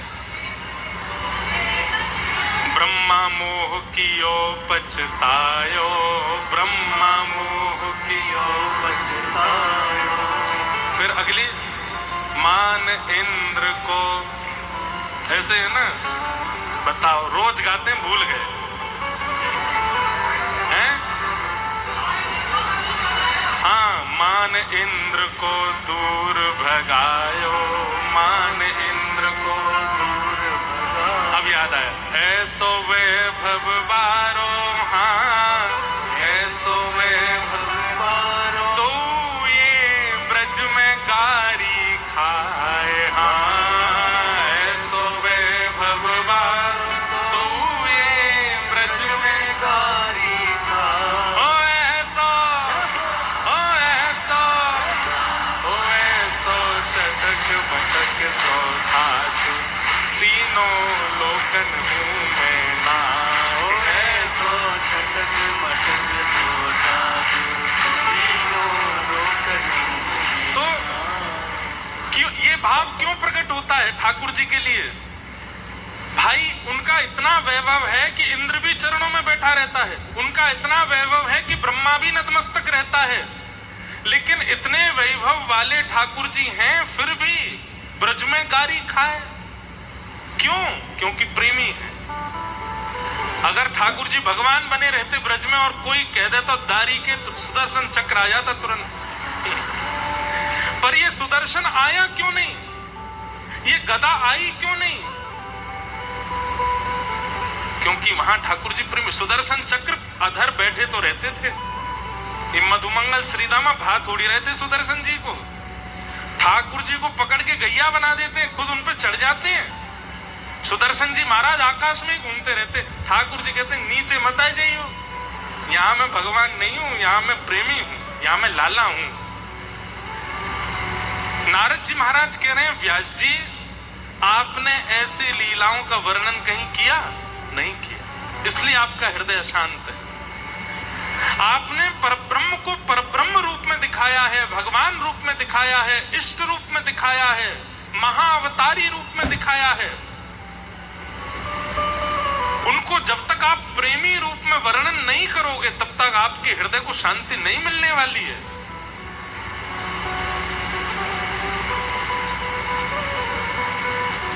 आप कितने भी ग्रंथ पढ़ लीजिए, महाभारत पढ़ लीजिए, गीता पढ़ लीजिए, आप समस्त ग्रंथों को, पुराणों का आस्वादन करेंगे तो आपको श्री कृष्ण के प्रति भगवान की फीलिंग आएगी। ये भगवान है, ये परमात्मा है, इनसे डरो, इनके सामने नतमस्तक रहो, इनको प्रणाम करो। लेकिन जब आप भागवत जी का आश्रय लोगे तो आपके चित्त में भावना आएगी, ये तो हमारे सखा हैं, ये तो हमारे लाला हैं, ये तो हमारे प्रेमी हैं, ये तो हमारे मित्र हैं, ये तो हमारे अपने हैं। और अपने की भावना उसी के प्रति आ सकती है जिसके प्रति प्रेम हो। हम महाराज जी ही बने रहें, महाराज जी जैसे 100 लक्षण लेके चले, चवर डुराते रहो, अगल बगल में छत्र लेकर के चलो संग में, तो निश्चित है कि हमसे कई युवा बालक बिल्कुल मित्र भाव से खेलते हैं, कूदते हैं, आनंद करते हैं, उधम मचाते हैं। वो करेंगे नहीं, वो ये तो महाराज जी इनसे दूर ही रहो। लेकिन जब उन्हें दिखता है कि नहीं ये खेल भी रहे हैं, हमारे संग डोल भी रहे हैं, हमारे संग आनंद भी कर रहे हैं, गा भी रहे हैं, तो फिर प्रेम मित्रता में परिवर्तित हो जाती है। वही महाराज जी मित्र जैसे लगने लगते हैं। प्रेम एक ऐसा स्वभाव है जो व्यक्ति को आपके समीप लाता है। अगर आप अपने ज्ञान को प्रधानता देते हैं तो व्यक्ति में आपके प्रति सम्मान बढ़ेगा। आप वैराग्य को प्रधानता देते हैं अपने स्वभाव में तो सामने वाले व्यक्ति में आपके प्रति आस्था बढ़ेगी। लेकिन आप यदि प्रेमी बन जाओगे तो सामने वाले व्यक्ति में आपके प्रति निजता आवेगी, समीपता आवेगी। हे व्यास जी, और प्रेमी, जब व्यक्ति प्रेमी हो जाता है ना चित्त से, फिर प्रेमी व्यक्ति का एक और लक्षण है, वो अपने सारे सद्गुणों को गूढ़ कर लेता है, छुपा लेता है। उसको गाना भी आता है लेकिन वो आपके सामने ऐसा प्रस्तुत करेगा, नहीं तुम्हें ही गाओ, हम पे क्या आता है। उसको नाचना भी आता है लेकिन वो आपको ही नचाएगा। उसको भोजन बनाना भी आता है लेकिन वो आपकी ही प्रशंसा करेगा। उसको संस्कृत बोलना भी आता है लेकिन वो आपके सामने ऐसा दिखाएगा, नहीं मुझे तो नहीं, आप सब जानते हो महाराज, मैं क्या जानूं। ये प्रेमी व्यक्ति का लक्षण है। वो अत्यंत गुणवान होते हुए भी गुण छुपाता है। और सही सबसे बड़ी बात है भैया, प्रेमी ठाकुर जी को प्रिय है। नारद जी कह रहे हैं, व्यास जी, धर्म, अर्थ, काम, मोक्ष, ज्ञान, वैराग्य सबको प्रधानता आपने दे दी है, आपने प्रेम को प्रधानता नहीं दी है, इसलिए आपका चित्त अशांत है। अब एक ऐसे ग्रंथ का निर्माण करो जिसको सुनने से, पढ़ने से, सुनाने से सुनने वालों के चित्त में, पढ़ने वालों के चित्त में, पढ़ाने वाले के चित्त में प्रेम प्रकट हो। आपने गीता का निर्माण कर दिया, ज्ञान बहुत है उसमें। आपने महाभारत का निर्माण करके पूरे विश्व को धर्म के बारे में बता दिया। अब एक ऐसे ग्रंथ को लिखिए जिससे प्रेम सीखे व्यक्ति। और तब श्री वेद व्यास जी ने अपनी अंतिम कृति लिखी जिसका नाम है श्रीमद् भागवत। बोलो भागवत महापुराण की। भागवत जी सुनने के बाद अगर व्यक्ति ज्ञानी बना, अभी कथा सुनी नहीं, भागवत जी की कथा सुनने के बाद व्यक्ति वैरागी बना, त्यागी बना, तो अभी कथा सुनी नहीं। लेकिन कथा सुनने के बाद में वाग्गदगदा द्रवते यस्य चित्तम रुदत्यभिक्ष्णं हसतिं क्वचिच्च विलज्ज उद्गायत नृत्यते च मद्भक्ति युक्तो भुवनं पुनाति।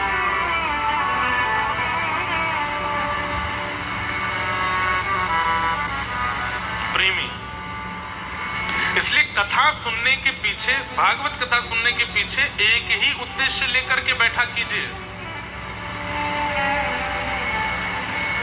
हरि जी मोहे संत हृदय कर दीज, हरि जी मोहे संत हृदय। संत हृदय मतलब प्रेमी हृदय। कथा सुनने के पीछे एक ही उद्देश्य होना चाहिए कि हम प्रेमी हो जाएं, हमारे चित्त में प्रेम प्रकट हो जाए। वेद व्यास जी महाराज को नारद जी ने समझाया, तब वेद व्यास जी महाराज ने श्रीमद् भागवत की रचना की।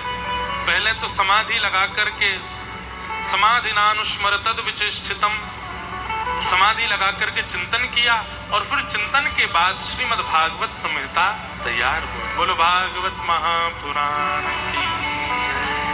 अब भागवत जी को घर घर तक, जन जन तक पहुंचाएं कैसे? तो वेद व्यास जी ने अपने ही सुपुत्र श्री सुखदेव जी का स्तवन किया। यम प्रव्रजन्तमनुपेतुमपेत कृत्यम द्वैपायनो विरह कातरयाजुहाव पुत्रेति तन्मयतया तरवोऽभिनेतु तं सर्वभूत हृदयं मुनिमानतोऽस्मि। श्री सुखदेव जी महाराज जो जन्म लेते ही वन को चले गए थे, वेद व्यास जी महाराज ने कुछ शिष्यों को भागवत के श्लोक याद कराए, नए ग्रंथ के श्लोक याद कराए और कहा जाओ इन ग्रंथ के श्लोकों को वन में जाकर के बोलना, और कोई अगर ब्रह्मचारी आकर के कहे कि और सुनाओ तो उसको लेके मेरे पास आना। बालकों ने श्लोक जाकर के वन में गाने शुरू किए, तभी श्री सुखदेव जी महाराज की समाधि टूट गई और दौड़ करके उन बालकों के पास आए, भैया तुम जो ये श्लोक गा रहे हो, और इस श्लोक में भी पता कौन सा श्लोक गा रहे थे, वरहा पीडम नटवर वपु कर्णयो कर्णकारम विभ्रदवासः कनक कपिसं वैजयन्तीं च मालां रन्ध्रान् वेणोऽधर सुधया पूरयन् गोपवृन्दैः वृन्दारण्यं स्वपदरमणम् प्राविशत् गीतकीर्ति। आज एक दीक्षा क्रम हुआ था सुबह, तो एक लाली ने वेणुगीत पर प्रवचन हुआ था कुछ दिन पहले जयपुर में, 3 दिन का प्रवचन, और पूरा वेणुगीत लिख करके दिया। बोल महाराज जी आज वेणुगीत थोड़ा सा कहना, अपने आप ही श्लोक आ गया वेणुगीत का, वरहा पीडम नटवर वपु कर्णयो कर्णकारम। कैसी झांकी है ठाकुर जी की।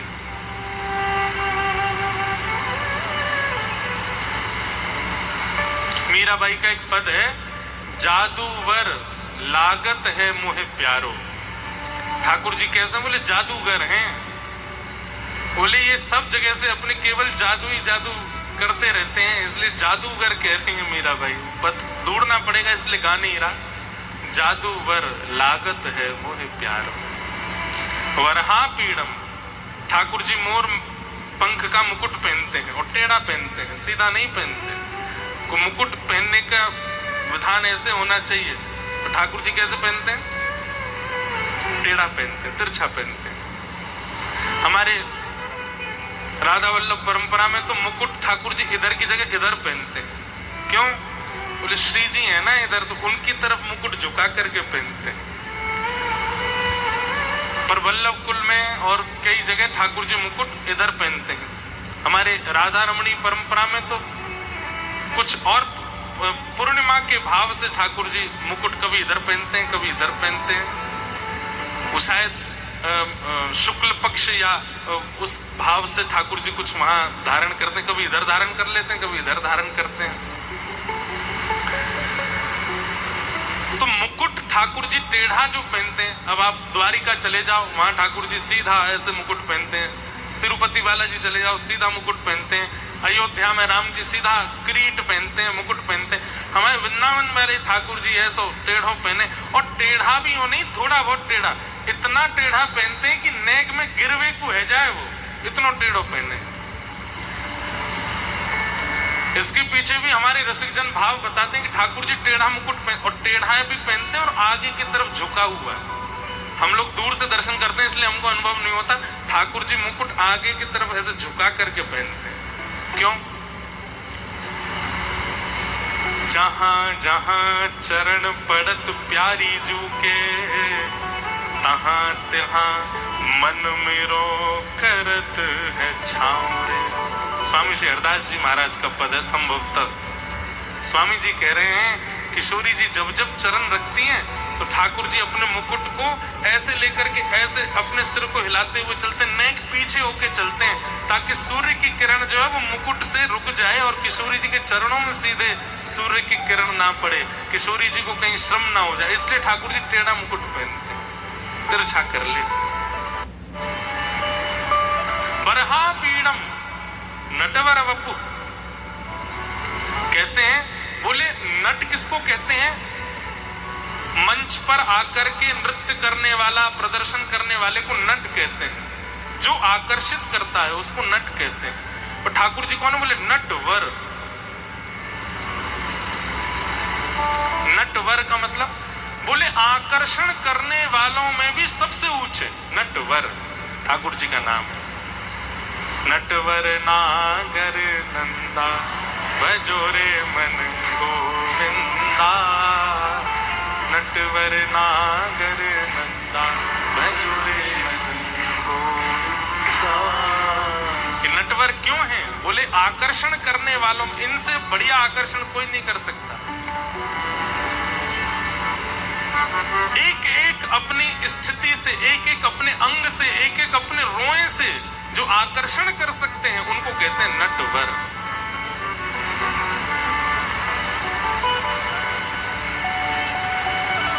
कजरारी तेरी आंखों में क्या भरा हुआ कुछ टोना है, तेरा तो हसन औरों का मरण, बस जान हाथ से खोना है। ठाकुर जी आप हंसा मत करो। बोले क्यों? आप हंस जाते हो, कितने मर जाते हैं आपकी हंसी देख करके। क्या रूप ये हुस्न बयान करूं, तू सुंदर शाम सलोना है, ललित किशोरी प्राण धन, तू ब्रज का एक खिलौना, तू ब्रज का एक खिलौना। तो नटवर वपु अपनी ओर खींचते हैं। वपु कहते शरीर को। ठाकुर जी का एक एक अंग, एक एक रोआ आकर्षित करता है। इसलिए महाप्रभु वल्लभाचार्य जी कह रहे हैं अधरम मधुरम, हसितम मधुरम, चलितम मधुरम, वमितम मधुरम, लीला मधुरा, सब मधुर है। क्यों? बोले मधुराधिपते अखिलम मधुर। श्रीमद वल्लभाचार्य जी महाराज वर्णन करते हुए कह रहे हैं कि भाई किसी व्यक्ति में मधुरता है। कोई सुंदर बहुत है, मान लीजिए अभी आज ही परख के देखना, कोई बहुत सुंदर है, क्या उसमें कमी नहीं है? कुछ भी, सब अच्छा ही अच्छा। नहीं, एक कमी तो होगी। कोई बोलता बहुत अच्छा है, क्या उसमें कोई कमी नहीं? एक कमी उसमें भी होगी। कोई भोजन बहुत अच्छा बनाता है, कोई नाचना बहुत अच्छा जानता है, सबके अंदर गुण कलाएं भरी हैं। कोई बहुत विद्वान है, क्या उसमें कोई कमी नहीं है? उसमें भी एक अवगुण होगा। लेकिन ठाकुर जी कैसे हैं? बोले मधुराधिपते अखिलम मधुरम, अधरम मधुरम, वदनम मधुरम, मधुराधिपते अखिलम मधुरम, मधुराधिपते अखिलम। जो मधुरता के प्रपति हैं और अखिल में सबसे मधुर हैं, ऐसे श्री कृष्ण को हम प्रणाम करते हैं।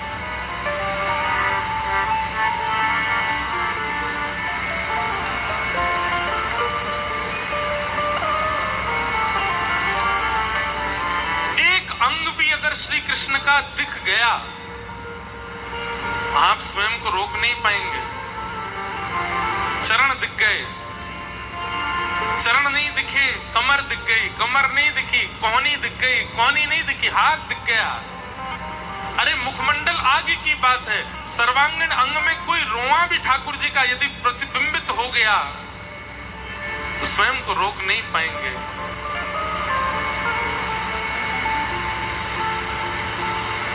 नंद नंदन पिया कपट जो की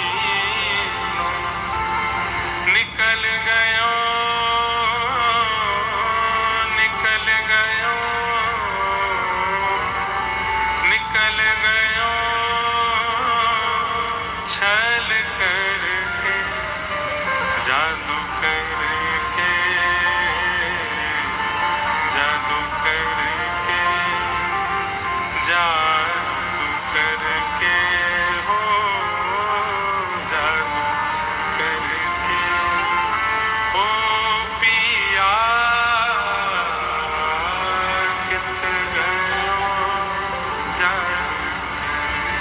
मीराबाई कहती है मेरा दास शरण जो आई, मेरा दास शरण, मेरा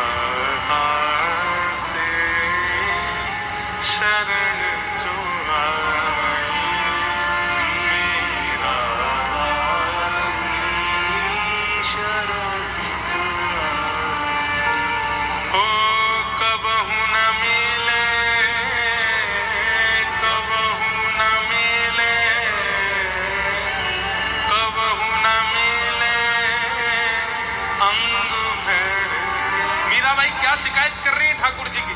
बोले इतने उद्यमी हैं, कभी एक उंगली दिखा जाते हैं, कभी एक हाथ दिखा जाते हैं, कभी एक नेत्र दिखा के चले जाते हैं, कभी केवल मोरपिच दिखा के चले जाते हैं। अरे सर्वांगीण अंग क्यों नहीं दिखाते? ये प्यासा सा क्यों छोड़ जाते हो उनको?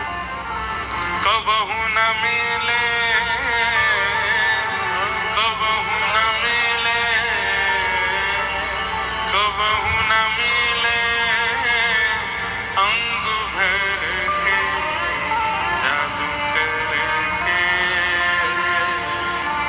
जादू करके, जादू करके, हो जादू करके, हो पिया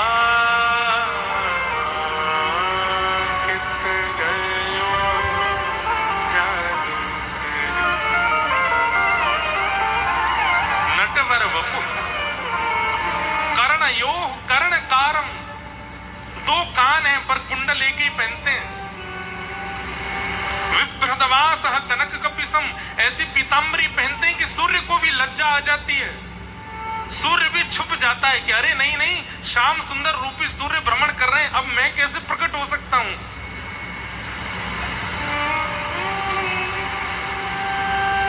वही जयंतीम चमालाम रंध्रान वेणो अधर सुधया पूरयन गोप वृंदई वृंदारण्यम स्वपद रमणम प्राविशद गीत। अब ऐसे सुंदर रूप माधुरी का कोई श्रवण कर ले तो कैसे नहीं खिंचा चला आएगा। सुखदेव जी सारा ध्यान तप सब छोड़ करके आ गए बालकों के पास। मुझे इससे मिलना है जिसके बारे में तुम बोल रहे हो बच्चों, ये मोर मुकुट पहनने वाला, एक कुंडल पहनने वाला वैजंती, इसका मुझे दर्शन कराओ। बच्चे बोले हमको नहीं पता ये कौन है, हमारे गुरुजी ने श्लोक याद कराया, हमने आके गा दिया। तुम्हारे गुरुजी कौन है? बोले हमारे गुरुदेव वेद व्यास जी महाराज। और ऐसे 18,000 श्लोक उन्होंने लिखे हैं। सुखदेव जी महाराज बोले वो तो मेरे पिता हैं, मैं जन्म लेते ही वन में चला गया था पिता को छोड़ करके, लेकिन ऐसे पिता का त्याग नहीं करना है। तुरंत दौड़ करके गए और वेद व्यास जी के चरणों में जाकर के मानो सुखदेव जी बोले नंद नंदन से मिला दीजिए। जिनकी रूप माधुरी का वर्णन आपने एक श्लोक में किया है, मैं इनके सर्वांगीण रूप को जानना चाहता हूं, कृपा करके मुझे इनसे मिलवा दीजिए। एक प्रकार से वेद व्यास जी ने टेस्ट किया कि मैंने जो भागवत लिखी है उसमें प्रेम प्रकट हो रहा है कि नहीं। और जब महाविरक्त श्री सुखदेव जी को प्रेम में ओतप्रोत देखा तो श्री वेद व्यास जी को कन्फर्म हो गया कि नहीं, भागवत साधारण नहीं है, ये प्रेमा पुरर्थो महान, ये प्रेम प्रधान है। और श्री सुखदेव जी को भैया अच्छे अच्छे सन्यासियों का सन्यास धर्म तोड़ दिया हमारे ठाकुर जी ने। ऐसे हैं हमारे ठाकुर जी, सन्यासियों का सन्यास तोड़वा देते हैं, विरक्तों का वैराग्य तोड़वा देते हैं, ज्ञानियों का ज्ञान तोड़वा देते हैं।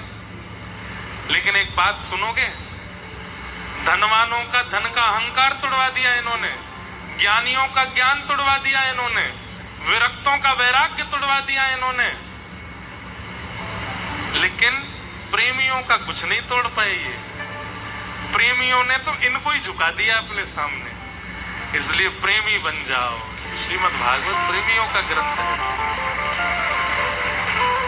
सूरदास के आगे ठाकुर जी हार गए, कुम्मन दास के आगे ठाकुर जी हार गए, जनाबाई के आगे ठाकुर जी हार गए, मीराबाई के आगे ठाकुर जी हार गए। ये सबसे जीत गए लेकिन प्रेमियों से नहीं जीत पाए। और ऐसे प्रेम को प्रस्तुत करने वाली जो है वो है श्रीमद् भागवत। ऐसी भागवत की कथा हम लोग सुन रहे हैं। बंधुओं, कल सोमवार भी है और कल ठाकुर जी का जन्मोत्सव भी है। आप सब लोग दिल्ली वालों ने वैसे तो खूब आनंद कर रखे हैं, धुआं मचा रखा है महाराज, लेकिन कल और करना है। पीले पीले वस्त्र पहन के आना, भाई लोग सब पीली धोती पीले कुर्ता पहन के आना, हो सके तो सिर पर पाग वाग बांध के आना, चंदन वंदन। कल तो मंडे है, कई लोग काम से ही आएंगे सीधे। कल काम पे ही ऐसे चले जाना हाउ बिलाऊ से बन के। आपके काम पे पूछे आज ऐसे कैसे, बोले नंद घर आनंद भयो जय कन्हैया। और वैसे भी जन्माष्टमी आने वाली है, तो उस जन्माष्टमी पे तो हम रहेंगे सीकर में। अभी एक और जानकारी आ गई याद, आगामी 12 अगस्त से, यहाँ कथा 7 को पूरी होगी, फिर रक्षाबंधन है। आगामी 12 अगस्त से 7 दिन यानी कि जन्माष्टमी तक कथा है सीकर राजस्थान में। और सीकर में भी हमारे रामानंदी परंपरा का एक अद्भुत स्थान है रेवासा, अग्रपीठ। वहां के हमारे पूज्य महाराज जी, परम पूजनीय प्रातः वंद्य श्री मलुक पीठाधीश्वर महाराज जी अब अग्रपीठ महाराज जी भी हो गए हैं। तो महाराज जी को अग्रपीठ के पीठाधीश्वर बने 1 वर्ष पूर्ण हो रहा है। उस उपलक्ष्य में हम वहां कथा करने जा रहे हैं महाराज जी के सम्मुख। हमारे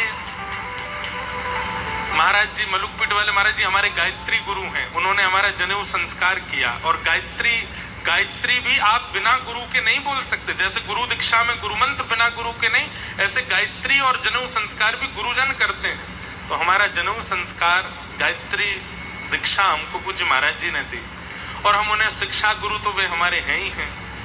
उनकी कृपा से ही भक्तमाल कहना हमने प्रारंभ किया। तो महाराज जी की आज्ञा हुई, इस बार रेवासा का प्रथम उत्सव है, आपको कथा करनी है। तो 12 अगस्त से 12, 13, 14, 15, 16, 17, 18 अगस्त तक रेवासा में कथा है और फिर 19 अगस्त से जयपुर में भक्तमाल की कथा है। और ये दोनों ही कथा अद्भुत होंगी, क्योंकि 12 अगस्त से जो कथा होने वाली है उसमें जैसे हम ठाकुर जी की लीलाएं सुनाते हैं, उसमें विशेष रूप से हम श्री राघव जी की अष्टयाम लीला सुनाएंगे, श्री राम जी की अंतरंग लीलाएं सुनाएंगे पद गा गा करके, श्री राम जी का हिंडोला सुनाएंगे, राम जी की पतंग विहार सुनाएंगे, राम जी का नौका विहार सुनाएंगे। तो वो कथा श्री राघवेंद्र सरकार की निज लीला कैसी है उसके रूप में ज्यादा कही जाएगी। तो आप लोग सुनना और हो सके तो वहां आ जाना। और उसके बाद फिर 19 अगस्त से भक्तमाल कथा जयपुर में। जयपुर में जितने भी लोग दीक्षा ले रहे हैं और ले चुके हैं उनसे मेरी प्रार्थना, जयपुर की कथा जरूर सुनिएगा। वहां इस बार हम हमारे श्री रामानुज परंपरा और रामानुजाचार्य जी का चरित्र कहेंगे। वैसे वहां 3 चरित्र कहने की आज्ञा हुई है सरस निकुंज में, रामानुजाचार्य जी, श्री चैतन्य महाप्रभु और श्रीमद वल्लभाचार्य जी। तो तीनों के चरित्र कहने हैं। अब ठाकुर जी कृपा करेंगे तो 2-2 दिन सबके चरित्र होंगे और ज्यादा कृपा कर देंगे तो एक ही आचार्य का चरित्र 7 दिन तक चलेगा। तो जैसा भी हो वहां सुख मिलेगा। आप सब लोग सुनिएगा। आज विलंब भी बहुत हो गया है और हम सही बताएं हम थक गए आज बहुत सुबह से। तो अब हम आज के मंगल भाव को विश्राम देते हैं। कल अपने समय से कथा होगी, सुबह कोई क्रम नहीं है तो समय से ही होगी। और कल ठाकुर जी का मंगल जन्मोत्सव कथा में मनाया जाएगा। नंद घर आनंद भयो जय कन्हैया। कल खूब आनंद से ठाकुर जी का जन्मोत्सव मनाएंगे और परसों से खूब ब्रज की लीला, वृंदावन लीला, ये सब हम लोग श्रवण करेंगे। आज के मंगल क्रम को विश्राम देते हैं। प्रेम और भाव से सब लोग 2 मिनट हरिनाम संकीर्तन करते हुए हे भजो मुकुंद माधव मुरारी, भजो मुकुंद माधव। आज कथा में श्री प्रदीप जिंदल जी आए हैं जो कि दिल्ली की जो मुख्यमंत्री हैं उनके भाई हैं। आपका बहुत बहुत स्वागत, अभिनंदन। संभवतः एक दिन मुख्यमंत्री जी का भी आगमन होगा, अगर उनको अवसर मिला तो आप सब लोग बड़े प्रेम और भाव से गाइए। गिरधारी बनवारी